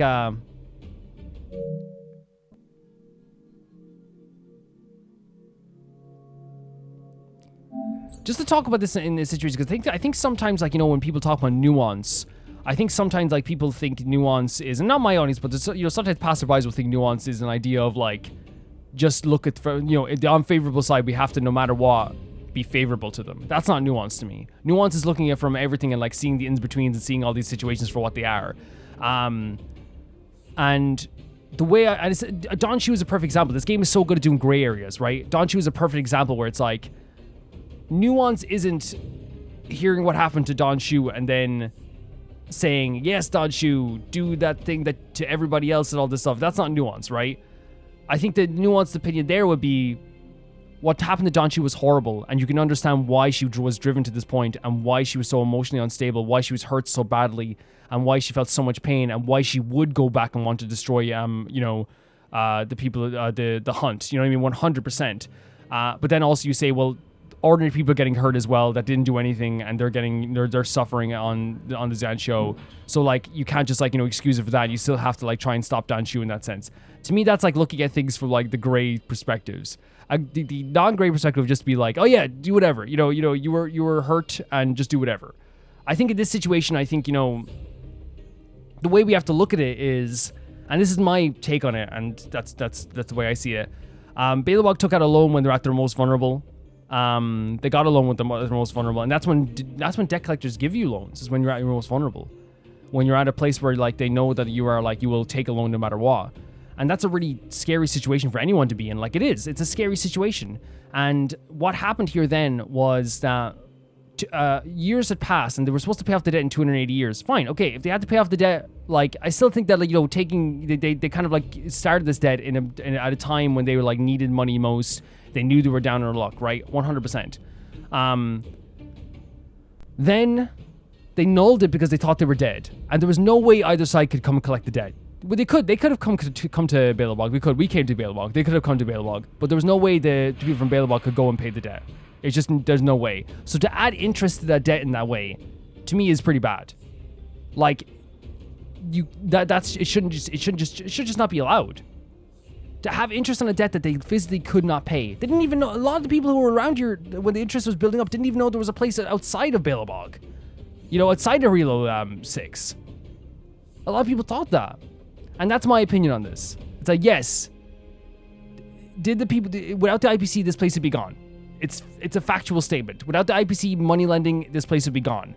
But they still gave them the loan when they knew they were at their lowest point, and the interest on this is absolutely insane. They nulled it, so like, honestly, like, bringing it back up then afterwards. And also, I feel like, and I've said this before already, but I feel like if the whole economy breaks down because you null a debt, that you null a debt and its interest because there's a special situation where in this kind of circumstance, if the economy breaks down because you do that, that means the economy system is already effed. That means there's something wrong with the economy system. If one company can terrify an entire city like this, to the point that even the Astro Express don't want to make an enemy of this company, that means the system is pretty broken. That's my take on it. That's my take on the whole thing. Sela, how are you doing? Oh, they're blocking off the mine? Zila! Hey! Am I glad to see you two here? I'm not sure how much longer we can hold out. What's going on? Are they legit blocking off the mine? It's bad. Really bad. Their weapons and automatons are much stronger than anything we have. This is horror. What the hell? They're like strong arming their way in here? Nobody's been seriously hurt, but a few Wildfire members got minor injuries. No. Fortunately for us, it seems like they were holding That's back. awful. That's absolutely awful. You see those two in black? They've been guarding the mine entrance. They're not letting anyone in or out. Hey, just because you have fancy equipment doesn't mean you can bully us. Who do you think you are? So people already have gotten hurt. This is already wrong. This is already legitimately wrong. Strong arming people because you have more of a force and more power is not, again, this is what the, like, what we're seeing here is that people are terrified of the IPC because they clearly throw their weight around. What's the matter? Got nothing to say? I love how angry Sela gets at this stuff too. Oh, Sela, no, it's okay, it's okay. What's going on inside the mine? Any ideas? A few miners made it out earlier. They looked pretty panicked. They said the whole mine had been seized by the people in black. Jesus Christ. These uninvited guests keep talking about asset evaluation, whatever that means. They're trying to take the mines? All I know is that they're seriously disrupting the lives of the Underworlders. Now, here's the thing. How are the Underworlders supposed to, like, be responsible for a debt being paid when they weren't even allowed on the surface? You know what I mean? Asset evaluation. Who? We were just talking to her in the museum. Do you think her cronies are acting without her authorization? She said she had the best interests of Balebog in mind. This would go against that. The person you're talking about, are they in charge of the people in black? Yeah. Topaz, Oh my god. whatever her name is, she can wait. Right now, the most important thing is to free those trapped in the Great Mine. Are you two? Yeah, no, 100%. No doubt about it. Not even hesitating. Hey, you two! Cat got your tongue or something? If you knew what was best for you, you'd get out of my way. You guys must be exhausted standing here all day. Oh, March. How about you take a little lunch break? I'm sure the IPC allows that, right? I'm a guest of your boss, stand aside. Seriously, get some lunch, bro, is hilarious. What's their Are we deal? if we have to fight them, we have to fight them. You two were talking to the director in the snow Yeah. plains. So it's you. This is the same You're guy. the one who was threatening to take us out in the snow plains. I don't care what it says. If they're already threatening to take you out like that early, that means there is like a thing in their mind where they do that on occasion, right? Do you even know who you're talking to? If your boss knows to treat us with respect, you'd better start showing some yourself. No answer? I can't let you pass. My team leader said that if anyone gets through, I'll lose 6 months of performance bonuses. Oh, not performance bonuses. Oh my god. Team leader? You're even lower on the pecking order than I thought. March said, hey, crony. Hey, goon. Shut up! I spent 7 years on a forsaken asteroid preparing to join the IPC. I went through 17 interviews before they finally hired me. What right do you deadbeats have to criticize me? This is the problem. The word uses the word deadbeats. That is 100% from a system in place where they believe that people who take out loans and can't pay back loans are less than. He thinks he's better than people now. IPC? Interviews? I don't know what you're rambling on about, but you're really testing my patience. Yeah. Oh, no. But steal his bonuses. Oh. No need to waste our breath on this idiot. I love Sela. I love Sela. But his poor bonuses, what are we gonna do? This is serious. By the will of the 10 Lords, the 10 Lords' decree, hereby ordained. I shall be the judge. Let me through.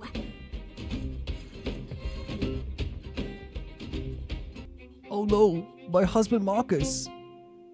I won't be able to afford his Range Rover this year. I know someone's gonna be like, Calvin, they're not rich. Okay, it's just a joke. It's just a joke. Eternal sleep is not the dead return!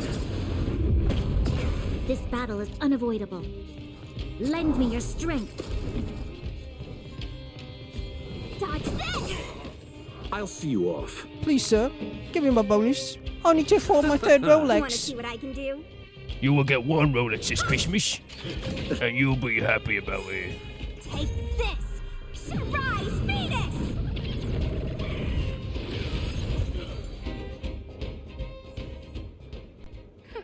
That's it? He sure took off quick. Yeah, because they're not real tough guys. The whole take him out stuff doesn't matter. You know, they're calling you a deadbeat. They don't have a tough bone in their body. 17 rounds of interviews and these are the best people they can find? What a joke. March insult someone is like the funniest thing in the world. Let's not get ahead of ourselves. I've been warned that the ones in the mine won't go down without a fight. Yep. These guys will get their bonus. Let's set off when you're ready. Fighting alongside Sela again, by the way. Absolutely fantastic. Absolutely amazing. How are you feeling, March? Caught your breath yet? It's time to show these IPC fools who they're dealing March really, like, if I was having like a insult battle or like a, one of those things back and forth, I'd bring March along for sure. Oh, she changed her clothes. She did. Right after we finished chatting with Topaz in the museum. I actually did, like, that's crazy, like, isn't it? Did it take you that long to notice? I thought you were supposed to be the observant. No, you know what it is? It's because we're so used to this outfit that, like, when it appears again, we didn't even think twice about it, right? 100%. The quicker we handle the IPC, the faster we can get back to enjoying the celebrations. Let Zila know when you're ready to go. The biggest crime that's happening here now is that someone made March feel like she had to change her dress. They will pay. Ready for action? It's time to kick the IPC out of the underworld. Let's go. Let's get moving. Fighting along Sela outside again. Oh wait, Safarg and Clara? No. Hello. Wait, It's what's Mr. happening? Svarog, isn't it? And this cute little girl must be Clara. What is happening? Hello, miss. Are you... I'm Topaz. I've come to have a chat with Mr. Svarog. Oh my god, what is this is so interesting. Clara, go inside and wait. Yeah, he knows, he feels this is serious. Huh? But if you have a guest, maybe I should... She is not a guest. Neither is she a friend. Wow, Savarog. Go, Clara. Everything will be fine.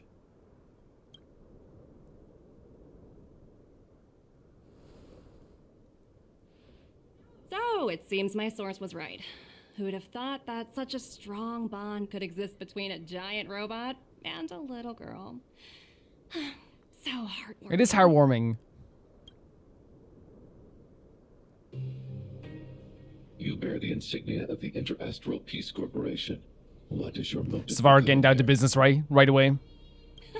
Straight to the point, huh? I like your style.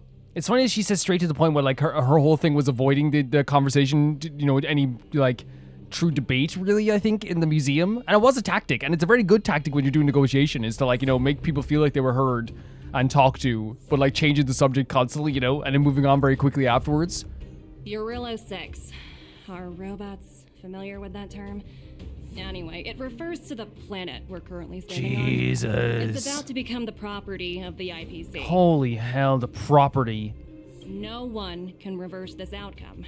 Not you, not the Nameless, nor any power in the galaxy. Oh my god. I only care about one thing right now. Demonstrating to the shareholders of the IPC that Xianzhou 6 can generate value. In the long run, this is a way, the only way, to ensure Belobog's long-term interests. I need your help to achieve this goal. So I think what she's trying to do is show that they can make money, right?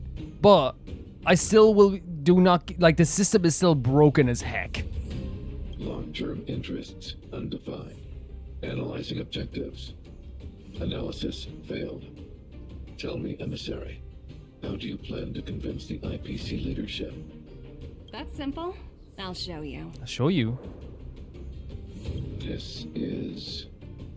Source code, or to be more precise, source code that is able to take control of all mechanized units in Belobog. I'm sure you're familiar with this. Huh?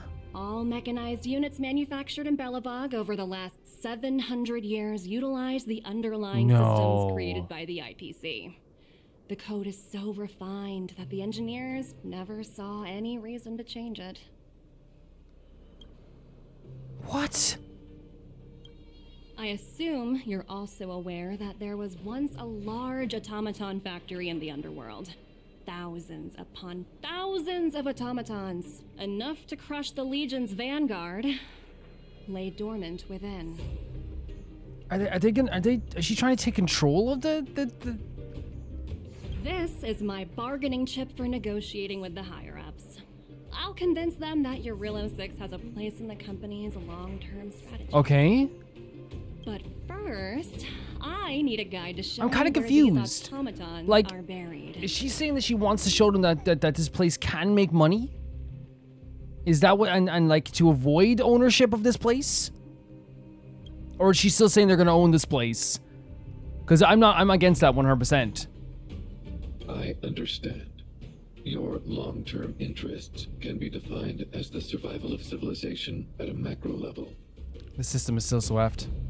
What are your intentions for the people currently living here? Their future has already been purchased.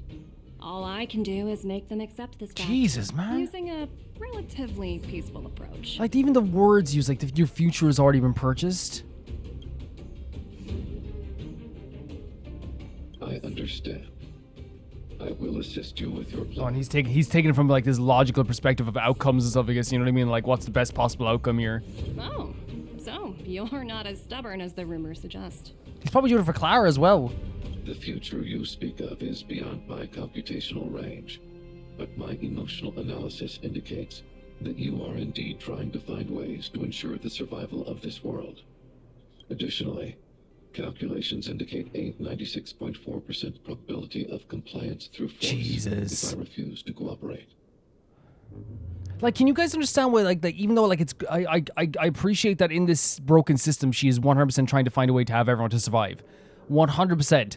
But, like, I think you understand as well, like, how, like, frustrating the system is. It's so broken. Like, the fact that, like, they can even, like, do this to a point where they have to even talk about the survival of a civilization because the IPC is so powerful. Like, that's effed. The IPC is effed. Your You know what I mean? calculations are slightly on the conservative side. Like, I acknowledge that she is 100% trying right now in this moment, from at least from Safarog's perspective, to like to make the civilization survive. But that doesn't make it any less frustrating. You know what I mean? It's like the fact that the IPC can even like have an option to destroy this place and to ruin this place shows that there is, like, again, there's too much of a reliance on the IPC. Here's to our future cooperation. If you wouldn't mind leading the way. There better be a mission where I can like infiltrate the IPC and just end it. There better be. Please. And here's the thing, right? I'm starting to believe that they came into the mind to assess how much value is here and how much money can be made here. Like, right? And they're trying to show that that's what Topaz probably wants, is to show, like, hey, this place can make money. Don't just end it. Don't just, like, you know, turn it into whatever. Right now, as it stands in its current civilization, this place can make money. That's what I think she's trying to do, right? But still people got hurt in here, right? So no matter what, people got hurt in this place. So if the other side gets hurt now in the process of me wandering through this place, that's their problem, you know? I'm starting to see her plan clearly. The miners but the IPC's system is still F to me. Anyone else getting deja vu? Yeah, from when we first came here. Well, the situation here is pretty similar to when you first arrived. It's just that instead of a few thugs and broken robots, now we're dealing with much more formidable adversaries. Is that their pet, the little animal over there? Hey, check it out! Isn't that Topaz's little trotter over there? Oh, what was it again? Numby, right? What? Isn't that thing a fragmented monster? It's kind of cute though. I always thought they were cute, so. The IPC are all about their sci-fi sorcery, so it's not that surprising. Wanna go take a look? I'm up for it. I'm definitely up for it. Yeah, I hope you guys understand. Like, I totally understand what she's trying to do. She's trying to make sure that the IPC doesn't come in and probably gut this place to death. Am I right? I think that's what she's trying to do. She's trying to make sure the IPC doesn't come here and gut this place to death. So no matter what, and I think what's happening is no matter what, the IPC is going to take over this place. You can't stop it. This place is the IPC is terrifying. What they've shown here in this story, and it's a really well-written story, what they've shown here is that the IPC, once they start, they cannot be stopped. Even if on an ethical level, it is wrong. What they're doing is wrong. Like with that interest and the death of the ancestors, that's wrong. It is wrong. It's wrong in real life too when you have to take on family members dead. It's wrong. It's wrong. Right? But I think there's not a but. It's actually just like, also, the other thing that can be true is that she is now, I think what she's trying to do now is to make sure that there is no Because if there is a physical resistance, which 100% there will be, and they're showing this. This is why the writing is so freaking good. They deserve to have a physical resistance if they want to be white. If Sela K3 said we're having a rebellion, I'm all for it. I'm fighting with her. I'm losing my soul alongside her. But in that process, I will regain my soul. You guys know me. You guys know me in rebellions. I'm for it. I am fighting with them. But I think what they're trying to say is that, like, if there is a force and combat, there will be a lot of, like, casualties and deaths. And I think what she's trying to say as well, that there will be a, which by the way is not, it's not the way I look at that as well. Again, from my perspective, is they're the ones like trying to take this place as a property, as their property. So the people of Varilo 6 have a right to fight back. They have a right, in my opinion, to fight back against these people, 100%. I think, but like it's also like this thing where like it's like, how do I say it? It's like the IPC system is effed. It's so effed. The fact that they can do this as one company and one organization, have their thumb on something to the point that the Trailblazers are even like, March is like, I don't know if we want to make an enemy of the IPC. And, you know, we'll make enemies of anybody. You know what I mean? We will. We've done it in the past. We will fight anybody, you know? And the fact that an entire city, like Bronya, is worried about, like, what's going to happen with the IPC. They've built the IPC up to be a very terrifying force that clearly has so much emotion, so much financial standing in the point that if they have control of the economy, basically. Which we could say, if one company basically can control the balance of the economy in a solar system, that is bad. That is bad. Right? That is not good. But if you take it as like a math equation, it's like the first part sucks, the second part sucks. We have to look at like the way that they're trying to get out of this. What she's trying to do is try to like make, I know what she's trying to do. It's not about agreeing or disagreeing. What, like, I think factually what she's trying to do is try to make it seem like that this place shouldn't be like gutted or whatever, and that there is like some value here. It's still an F system. It really is. It's a really crazy situation. Oink, grunt, oink, oink. This thing's adorable. Sounds like you two are getting along. What's Numby saying? Topaz isn't here. Life is ultimately meaningless. Not sure. Strong accent. Topaz isn't here. Seriously? You actually speak Trotter? Well, now I guess. Look, you guys. Looks like it wants to leave. So it's maybe leading us somewhere? Looks like they want to find their master. Let's follow them. Oh, we have to follow Numby. Okay. Like, this is a really well-written quest. What? So they're still attacking? No, that's not right. You should not be strong-arming anybody whatsoever. You're gonna get ruined. Hey, I'm talking to you. Where do you guys store the Geomarrow? I really don't know anything. This place is filled with nothing but incompetence. Oh my god, you're the guys that would lose your bonus if someone beat you up. Those cowards. I guess they want to do this the Can they not, you know, do you see what I'm seeing? This is terrifying for people. You're a miner and you have two people with these advanced equipment standing over you. That's terrifying. That's absolutely terrifying. It doesn't matter what your intentions are. You were terrifying people. Recount. Want to see what I Watch can this. do? Dodge this! This battle is lend me your strength. It's great to have Hanya back in the team, by the way. It's really nice. You chose the wrong enemy.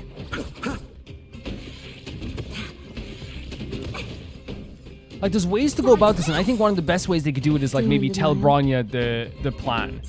If she has a plan to make sure that this place doesn't get gutted and it actually like has the best interest in mind, I think telling Bronya the full plan and telling everyone the full plan is the best way to go about it, in my opinion. Get it now? That's the power of the Cloud Knights. I agree, Numby, I agree. Looks like Numby's in a good mood. Numby said King of the Hill is the best of the family cartoons. Aren't they on I agree. the IPC side? Strange. It's a very complicated situation, but also there's parts of it that aren't complicated to me, and I've definitely chosen a side.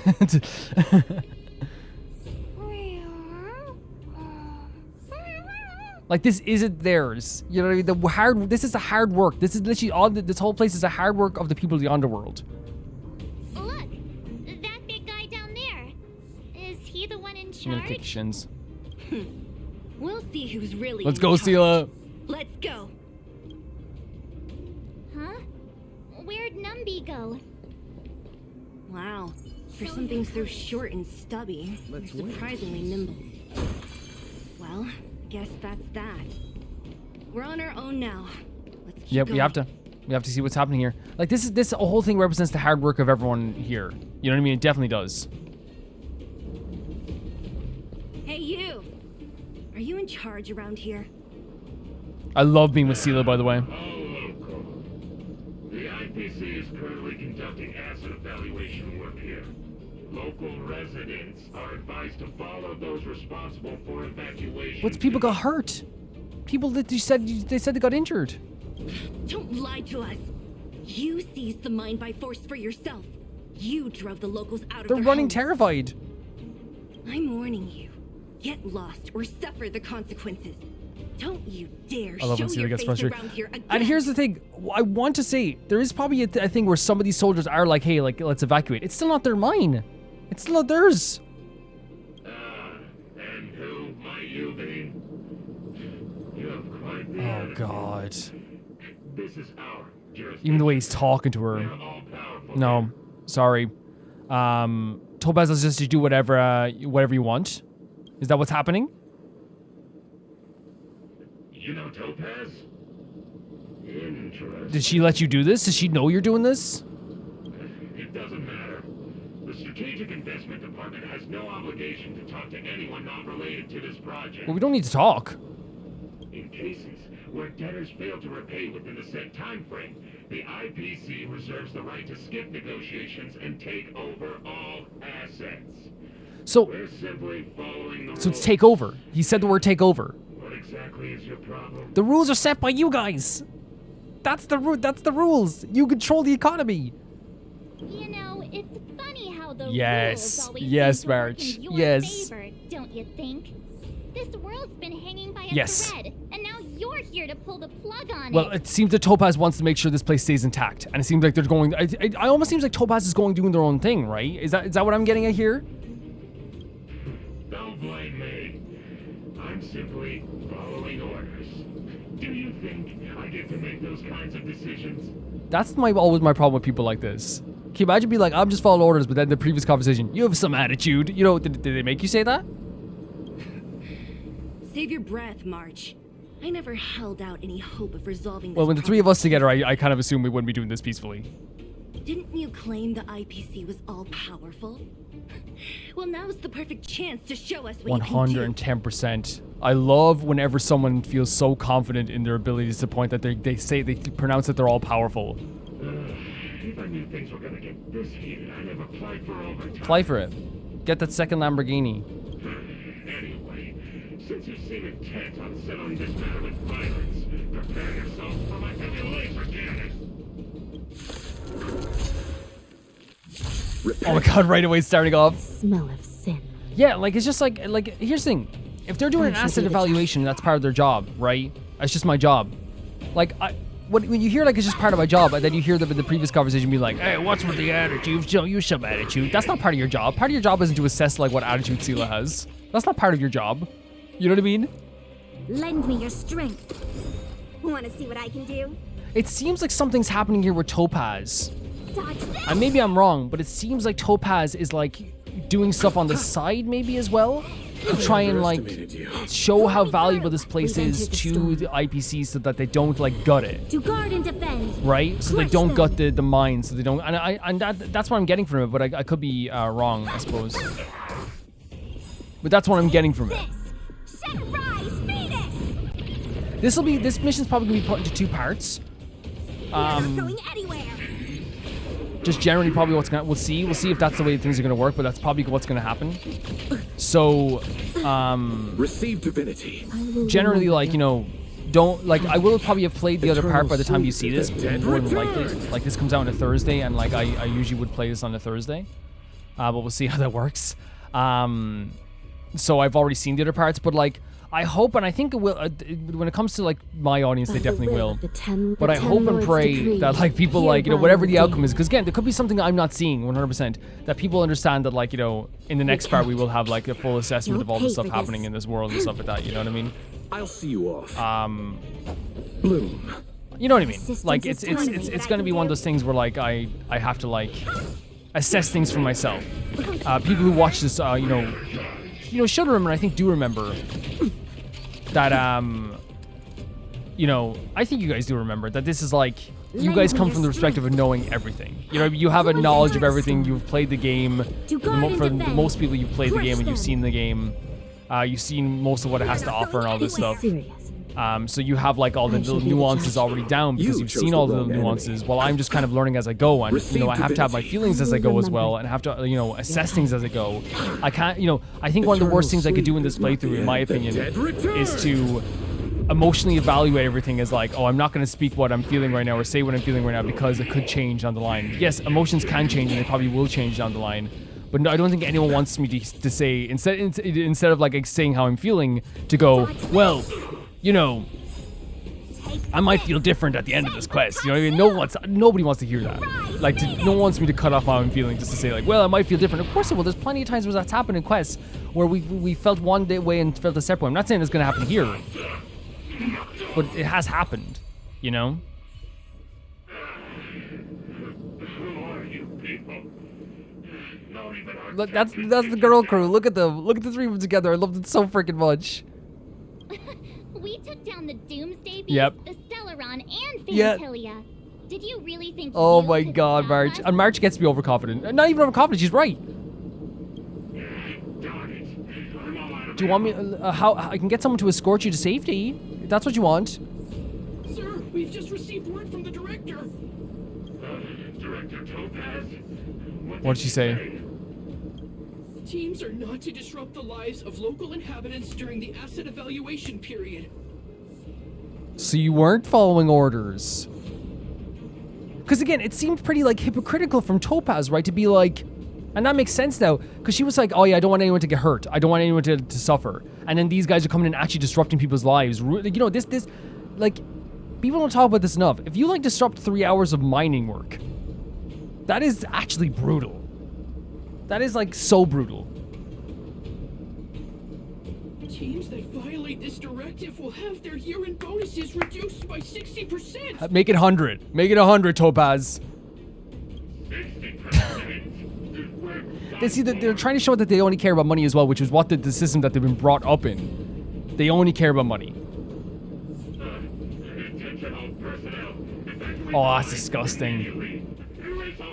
No, I'm going to report. Give me your name. Tell me your name. I'm going to tell your team, the Topaz, that you guys were hurting people down here, and then you insulted Sela. They suck. So, are we all good here, or what? Yeah. Judging by the looks on their faces, I don't think they'll be back. So, who is this Topaz anyway? She seems to have no problem ordering these idiots around. Or taming fragmentum creatures, for She's that very matter. composed. She seems very good at negotiating. She's a very interesting character so far. She's very interesting. It's a long story. You're better off asking Bronya. Honestly, it's... Why did this mess have to Yeah. happen so close to the festivities? Well, if they have to pay off a debt, there won't be many more Timing festivities couldn't have coming. been any worse. Oh, looks like we've got a message. A group chat? From who? Oh, Bronya. Where are you, March and Stell? Are you alright? Bronya, we're here in the underworld right now. The IPC took over the Great Mine. We just kicked them out. I see you. We're at Sela. How are things going? Did you get hurt? And of course, Bronya thinking of us right away about it if we got hurt. Yeah. Don't worry, we can totally handle this. I failed to persuade Topaz. They won't stop here. Yeah. They are a freight train. No worries, Stell. This wasn't your responsibility at first, because I know. Something just happened here and I can't explain it clearly in messages? Could you come back to Kaleelpot Fort? I need your advice from you two on this issue. 100%, yeah. I get the feeling Bronya's worried about something. We'd better go back and Yeah. see her. Are you coming with us, Sela? Go on without me. I still have Yes. stuff to take care of. The miners No, need to that know makes what that makes happened. perfect sense from this gal. Yeah, I love Sela so much. I love her so much. Bronya messaged you, which means she thinks you can help.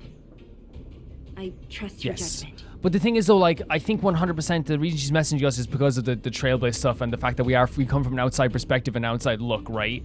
I think 100% asking someone in the underworld for their advice on this would be so poignant because, again, you matter in this situation too, and you just had stuff affected by you too. But obviously as well, like, you know, maybe she doesn't want to, like, you know, after everything's happened, involve them in it, like in this very sticky situation, even though they're already involved. But also at the same time as well, Sela, you definitely like are needed down here more than above because these people are terrified. And having you leave in this moment, I know she's not leaving. She knows she's not leaving. But like having her leave in this moment would be pretty terrifying for the people here too. You know what I mean? It's like, oh, this horrible stuff happened. Now Sela's leaving too. You know, this person that protects us most days. It would be terrifying. Got it, Sela. We'll do what we can. Yeah, 100%. It's not because she's thinking less of Sela. Come on, to Klipot. Yeah, Klipot Fort. Oh, that was a challenge? That was like a domain? Meanwhile, oh, why are we going to Rivet Town? Wait. These guys? Wait, what? Don't look like these. By order of the Supreme Guardian. Proceed What? further. Miss Topaz. Japard got an order from... Billabug might be in arrears, but... No, what are you doing? What, to control the robots? Yeah, oh my god, she used it. That's so effed. Leave Japard alone. See you later, No. Captain. Oh my god, this is a dire situation. She used to control the robots. Like, if they have that power, that's insane. And Japard's standing there saying, but like of course Japard, like he's such an honorable person. He got an order for the Supreme Guard from Bronya, and he was carrying it out no matter what. And he would do that for her. How powerless must you feel that your own machines are fighting against you? You know what I mean? How powerless must that make Japard feel? Someone who has fought on the front lines and seen people die around him. His family has died. Serval and Japard's family has died in that crisis. And now to see it come to this, you get this moment of freedom and then back to being like under something else's thumb. Holy hell, I would be so upset. I wasn't expecting that cutscene at all. You okay? Back. I appreciate your help more than I can express. It couldn't have been easy running all over the It's city. fine. It's so fine. Do you hear this music, by the way, guys? I literally just had to go away for 2 seconds. But the music here is absolutely gorgeous. Welcome back. I appreciate. Yeah, it's so pretty, isn't it? That's what friends are for, Bronya. You don't sound like yourself. Is something wrong? Oh, Bronya, what's happened? I'm fine. I haven't rested in a while. There's just too much happening all at once. Yeah, of course. Like all like imagine like it literally feels like they've gotten out. Like, and I use that Metallica song all the time, where it's like, you know, you get to the soothing light at the end of the tunnel, and now all of a sudden the freight train is coming the way as well. You know, the soothing light was actually a freight train. They climbed out of the pit, only to be pushed back down into it. You know what I mean? It's demoralizing. It can only feel horrible, and yeah, I'm sure we can turn things around. You couldn't have foreseen all this. Of course you couldn't. Perhaps, but the IPC won't wait for me to catch They up. won't. Like I said, it's literally a freight train. They're moving quickly. Bellabog is crawling with their agents. All they talk about is asset evaluation. It's a lot to do with money. It's a lot to do with money. The silver lining is that apart from the mine incident you mentioned, there haven't been any major conflicts in other areas. I suppose Topaz must have issued an order against harassing the citizenry. Yes, I think she has. And I do believe that Topaz does not want anything bad to happen to the people in Billabog. Like physically, or I do. I 100% believe that. But obviously I don't agree with her job. I never will, guys. I'm sorry. It's just my thing. I will never agree with the job. It's just, you know what I mean? But I do, like, again, I 100% believe that she is trying to make this less damaging as possible in a situation that's already going to be so damaging. I think she's, from my perspective, I think she's trying to stop the IPC from gutting this place completely. That's what I think is happening. Still, that hasn't stopped panic from building. People are confused. They don't Yes. know where these strangers in black Yes. came from, nor what their intentions are. On the baseline of this, it's a fear, it's a terror. These people randomly coming in with these big weapons in your home. That's terrifying. Did you manage to get in touch with Topaz again? We're curious to know what solution she has in mind. That's the reason I asked for you to come here. Oh. I need your advice. Does she have that solution? Look. Wait. What is this? It's the contract Topaz sent to me a little while ago. There's a handwritten letter attached. Oh, okay. Please take a look at the contents and then tell me your thoughts. 100%, yeah. Miss Branya, if you'll permit Beautiful me to artwork. call you that, I'd like to share a story with you from my own life. Wait, is the little guy typing on the thing? This is a really pretty artwork. In your eyes, the IPC may seem heartless or cruel, but in reality, we all have a story to tell. As for myself, I was born on a small, unremarkable planet at the edge of the galaxy, a place whose name is known only to the native inhabitants. That's the thing. The IPC, I think the way I do it, and you guys know I do this all the time, it's the same thing with I think a perfect example is when the Academia in Genshin was absolutely like horrible, and they were horrible. You know, but I think it's a different situation obviously in this as well, but like it is different. I think the IPC is heartless and cruel. It is. I think there's no. I think to look at it as like, you know, as a system and as a business and the way that things are set up, it is a broken system, right? But I would never deny that there's individual people with individual souls in any location. You know what I mean? You guys know I would never deny that. Never. My home planet was extremely resource poor. To survive, people worked laboriously, manufacturing products for other civilizations in the galaxy, mostly in chemical or heavy industries.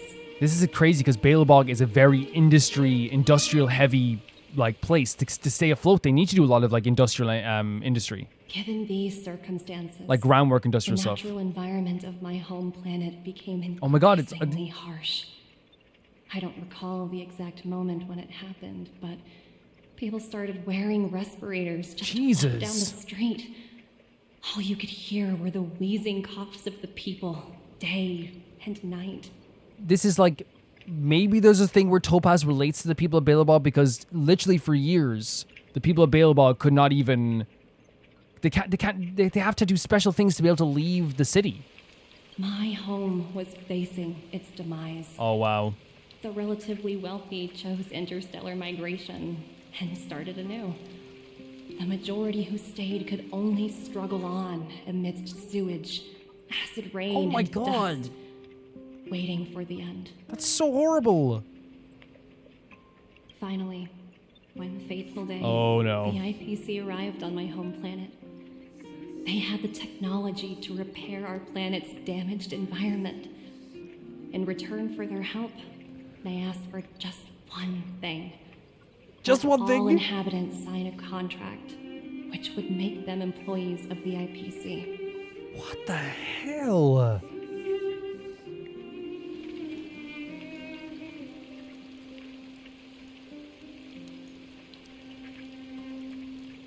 No matter what way you look at this, again, they made a contract with people who were in a very vulnerable and terrified state. You know what I mean? They were in a position here, these characters, where they had there's no choice here. There is a choice, but there's no choice. The choice is death or join the IPC. You know? This isn't a savior thing. This is a work for me and you can live. 2 years after signing the contract, the dark clouds and haze disappeared, and people began to take off their masks. After 3 years, vegetation and trees began to grow and thrive again. After 5 years, many animals, previously on the brink of extinction, reappeared. That's fantastic. That is amazing. But it wasn't a gift. It was an exchange. When I was finally old enough, I officially became a member of the Strategic Investment Department.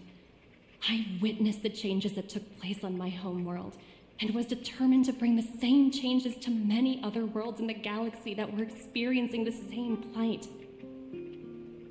I am writing to you, Miss Branya, with the genuine desire to express something important.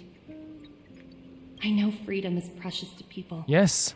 But in reality, there are things of much greater value, such as survival. Depends on who you talk to, honestly.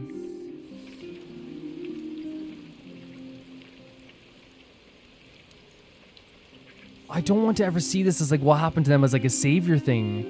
And I don't know if that's what Topaz is saying. I'm not going to misconstrue their words. What happened there was that they were in a very like horrible state. They were about to die. The IPC came along and got some more employees and got people to work for them in exchange for repairing a planet. You know what I mean? That wasn't an exchange. That wasn't a gift. That was a to me that is 100% like, because what happens if you say no, then you're dead. That was what was going to happen.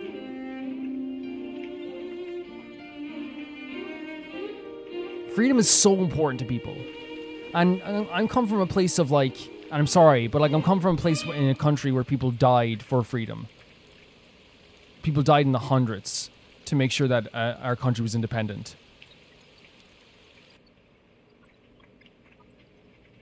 So it's a little bit, maybe the conversation is a little bit different come from my perspective. I don't know. How many generations of Belabogians will it take to embrace the stars again without assistance? Who can guarantee that every future Guardian will be as prudent and enlightened as you? How can you guarantee that a disaster such as the Stellaron crisis will not descend upon Belobog yet again? I have already negotiated the best possible deal for you. Once you sign this contract, all of Belobog's debts will be forgiven. What's the catch? In addition, the IPC will set up a special team to support the reconstruction of Eurilo 6. But what's the catch? I can understand that for you, this is an extremely difficult decision because you and you alone will bear the fate of all. Is the catch that the IPC will just own Belobog? Is that what's happening here? But because of this, I believe that you will make the right decision. A decision that will truly benefit your people. It should go to like, it shouldn't be something that's just decided by Bronya though. This should be like this should be a full citywide decision though. Her words do sound quite No, I've sincere. no doubt in my mind that she's truthful in what she's saying. I've no doubt in my mind. Right? She's away with words, she's smooth talking, but that doesn't mean she's telling the truth. No, I do think she's telling the truth though. Even if like we don't agree fully with everything, I think she's telling the truth. I'm inclined to agree. It's hard to imagine she wrote that letter just to. Yeah, I don't sense any deceiving nature in her. I do not sense that. In any case, she wasn't wrong when she said this would be an extremely difficult decision. Yeah, but it's also like a decision that like one person can't like make, you know? This planet's fate, the civilization it carries, everything that's happened here and everything that will happen, it all rests in my hands. This definitely can't and shouldn't be a decision made by me alone. Fantastic, Bronya. Amazing. Absolutely amazing. Perhaps you should gain insight from what the others first. 100%. 110%. This is not a situation that can be made, but a decision that can be made by one person and shouldn't be made by one person. The people of Belobog deserve to have a say in this. 100%. I love you, Bronya. My mind, and it comforts me to hear you say that. 100%. Like, again, this is, first of all, it's too much pressure to put on you, but second of all, part of being a leader is to understand your people's wants and needs, you know? Right. I don't think it's fair for you to carry the weight alone. Why not discuss it with others first? Yes. Topaz hasn't given me much time to consider. She wants me to decide as soon Well, she can as wait. possible. She can wait. I wanted to put it to a vote and let all the citizens of both the overworld and the underworld have their say. But with such little time, I'm afraid that's a lost cause. That's horrible. That's really horrible. I'll convene the Klapath Fort architects immediately to discuss the contract. As for the locals, I'd like you to gauge their stance on the matter. Will do. Will do. Whatever you need. The people of Belobog hold both of you in high regard. They'll most certainly be willing to tell you their Yes. thoughts. To be honest with us, they will be. It's harder to be honest with the with your Supreme Guardian, you know?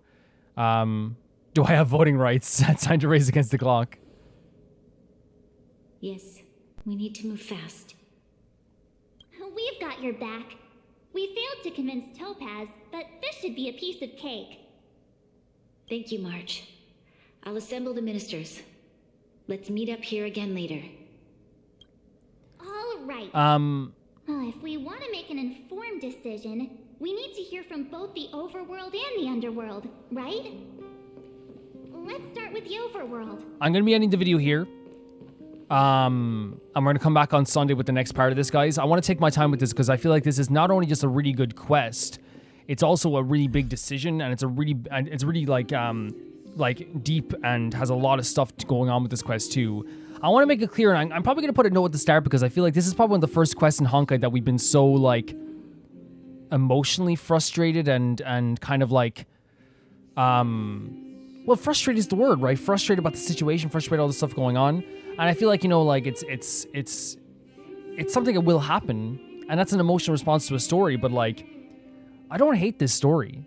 I don't hate the writing of this. I think the writing of this is really good, and I think that what's happening here is that we have a story of a suffering nation of people that took upon a debt that in the moment, and here's the thing, here's just the truth, and it's the same thing with Topaz's region too. You don't think about what's going to happen in the future with that debt, right? And here's the thing, it's the same thing with someone who can't afford to pay off their own loans in our lifetime. Which again, I don't want to go too deep into that because again, this could be very upsetting to some people. But the thing is, like, when you take a loan and these people, and we'll look at this from the perspective of the game, when they took this loan, you're not thinking in the moment, I shouldn't take this loan because down the line it's going to be F. You're thinking, I have to save my people. That's what you're thinking in that moment. I have to save my people. It's the same thing with Topaz's people. Topaz's people weren't thinking, oh man, what if down the line we have to work for the IPC and this is going to be horrible. They're going to think to themselves, I do not want to die from acid rain. I do not want to die from the poison of this air. As we said, multiple things can be true at once. The IPC saved lives, technically, right? There's no denying it. Factually so, the IPC saved Balabog and saved Topaz's world. This is a fact. It's not even like something we need to debate, right? Everyone agrees on this. Like, if you disagree with my other points, we agree on that. They factually did that. But at the same time, another thing could be true, and it's the fact that they obviously did it for their own business interest, but at the same time did this in a way that they knew that the people who are they're getting a loan off of, or they're giving a loan to, or they're exchanging this job thing. It's like, it's not really a choice. You know what I mean? If you hold a gun to somebody and say the word blanket 10 times, and this is such a bad example. I'm so sorry. I'm doing so many bad examples this time, like terrible examples. But like, if you just give someone a choice that isn't really a choice, you know what I mean? Because again, it is a choice. It's death or, comply. But it's more like, and again, things turned out amazing for the people, like, of that land. They had greener land. The world looked better. Like, people had a breathable air. In Balabog, they were protected for the most part. They're still going through suffering, but a lot more people would have died. In fact, I think everyone would be gone. If it wasn't for that wall, everyone would be gone. Like, we can admit that, right? We can say it would be gone. But that doesn't mean that they didn't choose to give those loans out to people who were in a vulnerable state who had no choice. Those loans and those exchanges were given out to people who had no choice. You don't have a choice in that matter. You're dangling off a cliff and someone reaches out their hand and say, give me your last, give me your paycheck for next month and I'll save you. Sure. It's either yes or I die. There's no choice. There is a choice, but the other choice is like really like, whatever, really bad. Now, to look at the other situations as well, the reason why I was getting kind of frustrated in this situation is because of that. It's because like a lot of times it's usually when people are like in a very like vulnerable state and they have to pay back this money. I think that we saw this. They did null the agreement. I'm not going to harp on this because I've talked about this so much already. But when you null an agreement and then make them pay the money again and add interest at the time. Because what happened here was no one could get into, like, you could get into Balebog, but the people at Balebog didn't know that there was anything outside Area 6 because generations had passed by. Can you imagine generations have passed by since you even made a loan and they're still adding interest to it on a nulled agreement? You know what I mean? If the economy didn't collapse because, you know what I mean? The economy didn't collapse in the time that they didn't get that money back. In the 700 years they didn't get the money back. You know what I mean? It didn't collapse. Leave it. And the way I look at it is the system of the IPC is effed, because if one company controls the economy and if one company this far decided to be nice to people and the economy gets effed, that's a bad system. That's not good. I don't think the game is trying to portray it as a good system. I think the game is trying to show how scary they can be, how they can like literally like ruin people's lives in a moment's notice, how they can change people's lives in a moment's notice, how they have so much control to the point that even us who have like fought, you know, Ravengers, who have fought, you know, Supreme Guardians and fought against against Stellarons and Blade and Kafka. We fought all these battles. At least Don Hong did, you know, fought Blade. But you know what I mean? Like we've done all this stuff, and still the IPC is scary. That's a big deal. That shows how scary they truly can be. I think the game is trying to portray it that way. I want to make it clear: the game's story is great. I think it's intentionally supposed to be confusing and frustrating and sometimes kind of like make you feel like the way these characters are feeling. I feel lost. I feel like melancholic. I feel like I'm powerless. I feel powerless. You know what I mean? And it genuinely feels that way. And that's a frustrating feeling as like, and it's interesting that, again, I do think the games aren't just made to make you happy. Sometimes you will feel frustrated. Sometimes you will feel confused. I think that's the way things go. And this is the way I'm going here. And then I also want to say that, again, we talk about how things can be true. We talk about how there's clearly people in the IPC that throw their weight around, right? We saw this. If they're hurting people in the mind, which they were, that means people in the higher ups of the IPC believe that's an okay thing to do. If they have that mentality, if that's an okay thing to do. They are very money focused. They all think about money constantly. Even Topaz was thinking a lot about money. But again, as I say, at the same time, I can also believe that Topaz knows that it's over, right? For the like, you know what I mean? Like, in a way, knows that, like, no matter what, at least from what we're hearing here, the IPC will not stop no matter what. So it's either, again, it's not a choice, really, in a way. It is a choice. I want to make it clear, it is a choice. It's either resistance and death, right? Possibly. Or it's join with me and I will make sure that your whole, or agree to this and I'll make sure that your planet doesn't get gutted. I want to make it clear, as you guys know, I am all for a rebellion. As you guys know, I will sit here and I will say to you guys this. If this game, next episode, that when I'm playing this, if Sela comes to me and says, I don't want to agree to this, join my rebellion, we're fighting, you know what I'm going to do. You know me.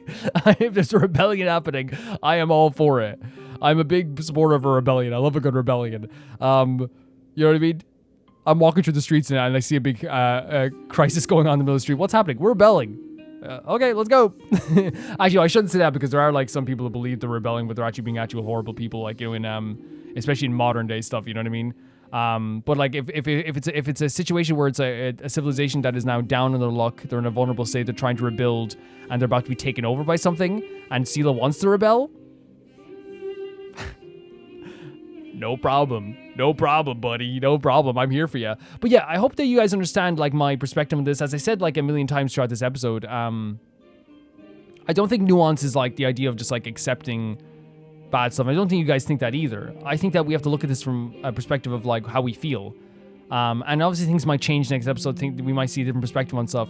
But right now, my perspective is what I just said. I don't think I need to go too in depth, but it is like to think of like the stuff with the original loans, the original exchanges, how I don't think there was much of a choice there. It was either that or death. How like I think it's kind of a bit shady to carry on a loan after you nulled it and then give interest on it for years that you didn't come to collect the loan. That's on you at that point as well. They didn't know there wasn't even a loan at that point, I believe, at that stage, because they didn't know there was a thing outside the of Area 6. So most people didn't know there was a planet outside Area 6. I believe they didn't anyway, right? They were told they weren't by Cocolia. And the IPC clearly has been taught to throw their weight around, and they're very terrifying, and it's a very broken system, the fact that they can control the economy in such a way and scare people into like the idea that they won't even try to fight back. It is very much like that is a truth, while also at the same time understanding that I think somehow Topaz is trying to make sure that this place doesn't get gutted and trying to make a deal in some way. it's like there's so many moving parts to this. There's so many moving parts to this, and I feel like once again, Honkai is the master of making things feel uncomfortable, but also making them good stories. But I feel like it's the first time we've been truly like, intentionally the game has tried to make you feel frustrated and hopeless and lost in this type of way. In this type of way, you know what I mean? You feel helpless. We've seen this in other games, but I feel like this is one of those first times that we felt truly helpless, because we usually know what we can do, or at least we try to do something. But even seeing Gepard getting surrounded, that's a sad sight. Gepard is like, to me, like this pillar of like knowing what to do and a fighter and such a big part of this world that it felt very bad. It felt very bad to see that. But yeah, I hope you guys understand my perspective. I want to hear your guys' perspective too. Thank you guys so much for watching this episode. Thank you so much for supporting this series as always. I adore hearing from you guys, and in the next one, we'll continue on with this episode. Again, like I said, this is awesome. This is a great story. It's great writing. I think it's intentionally not meant to make you feel fantastic. It's not meant to make you feel great. You're not supposed to come away from this being like, wow, man, I understand, this is amazing. No, you're supposed to feel sick. You're supposed to feel kind of like what's happening here. And I feel like this is like a really good way of doing the story. I want to say thank you so much to TieFire2, JB Bull, Johnny the Banana, the Ghost of Inazuma, Felicitas Felix, Ewald, Radish, Shadusta, Death Trap, Links Markey, Assassin, True Peanut Butter, Peter Shelson, Heck, Leon, High Kasperian, Jared Beanham, at the high streamer YouTube, Royal Game of Severin and Blasco, and I want to thank you so much for that and being such big supporters. I will say this as an advertisement, I guess, on the YouTube side of things, because I think people know about the Patreon side of things. If you want to become a supporter on YouTube, you get your name in the credits for $10 if you want, every single episode we do, and you also get your name read out at $15. And also, if you do I think it's 3. You can check it if you want. But I'm gonna be also like putting up a Q&A post as well for you guys too, so you can like get involved in the Q&A on the YouTube side of things if you want to get involved in that too. And also get involved in the $10 and up. We'll also get involved in the community video section where you get to like answer a question every month that I ask you. Does that make sense? Is that cool? And I'll see you all so soon. Bye-bye.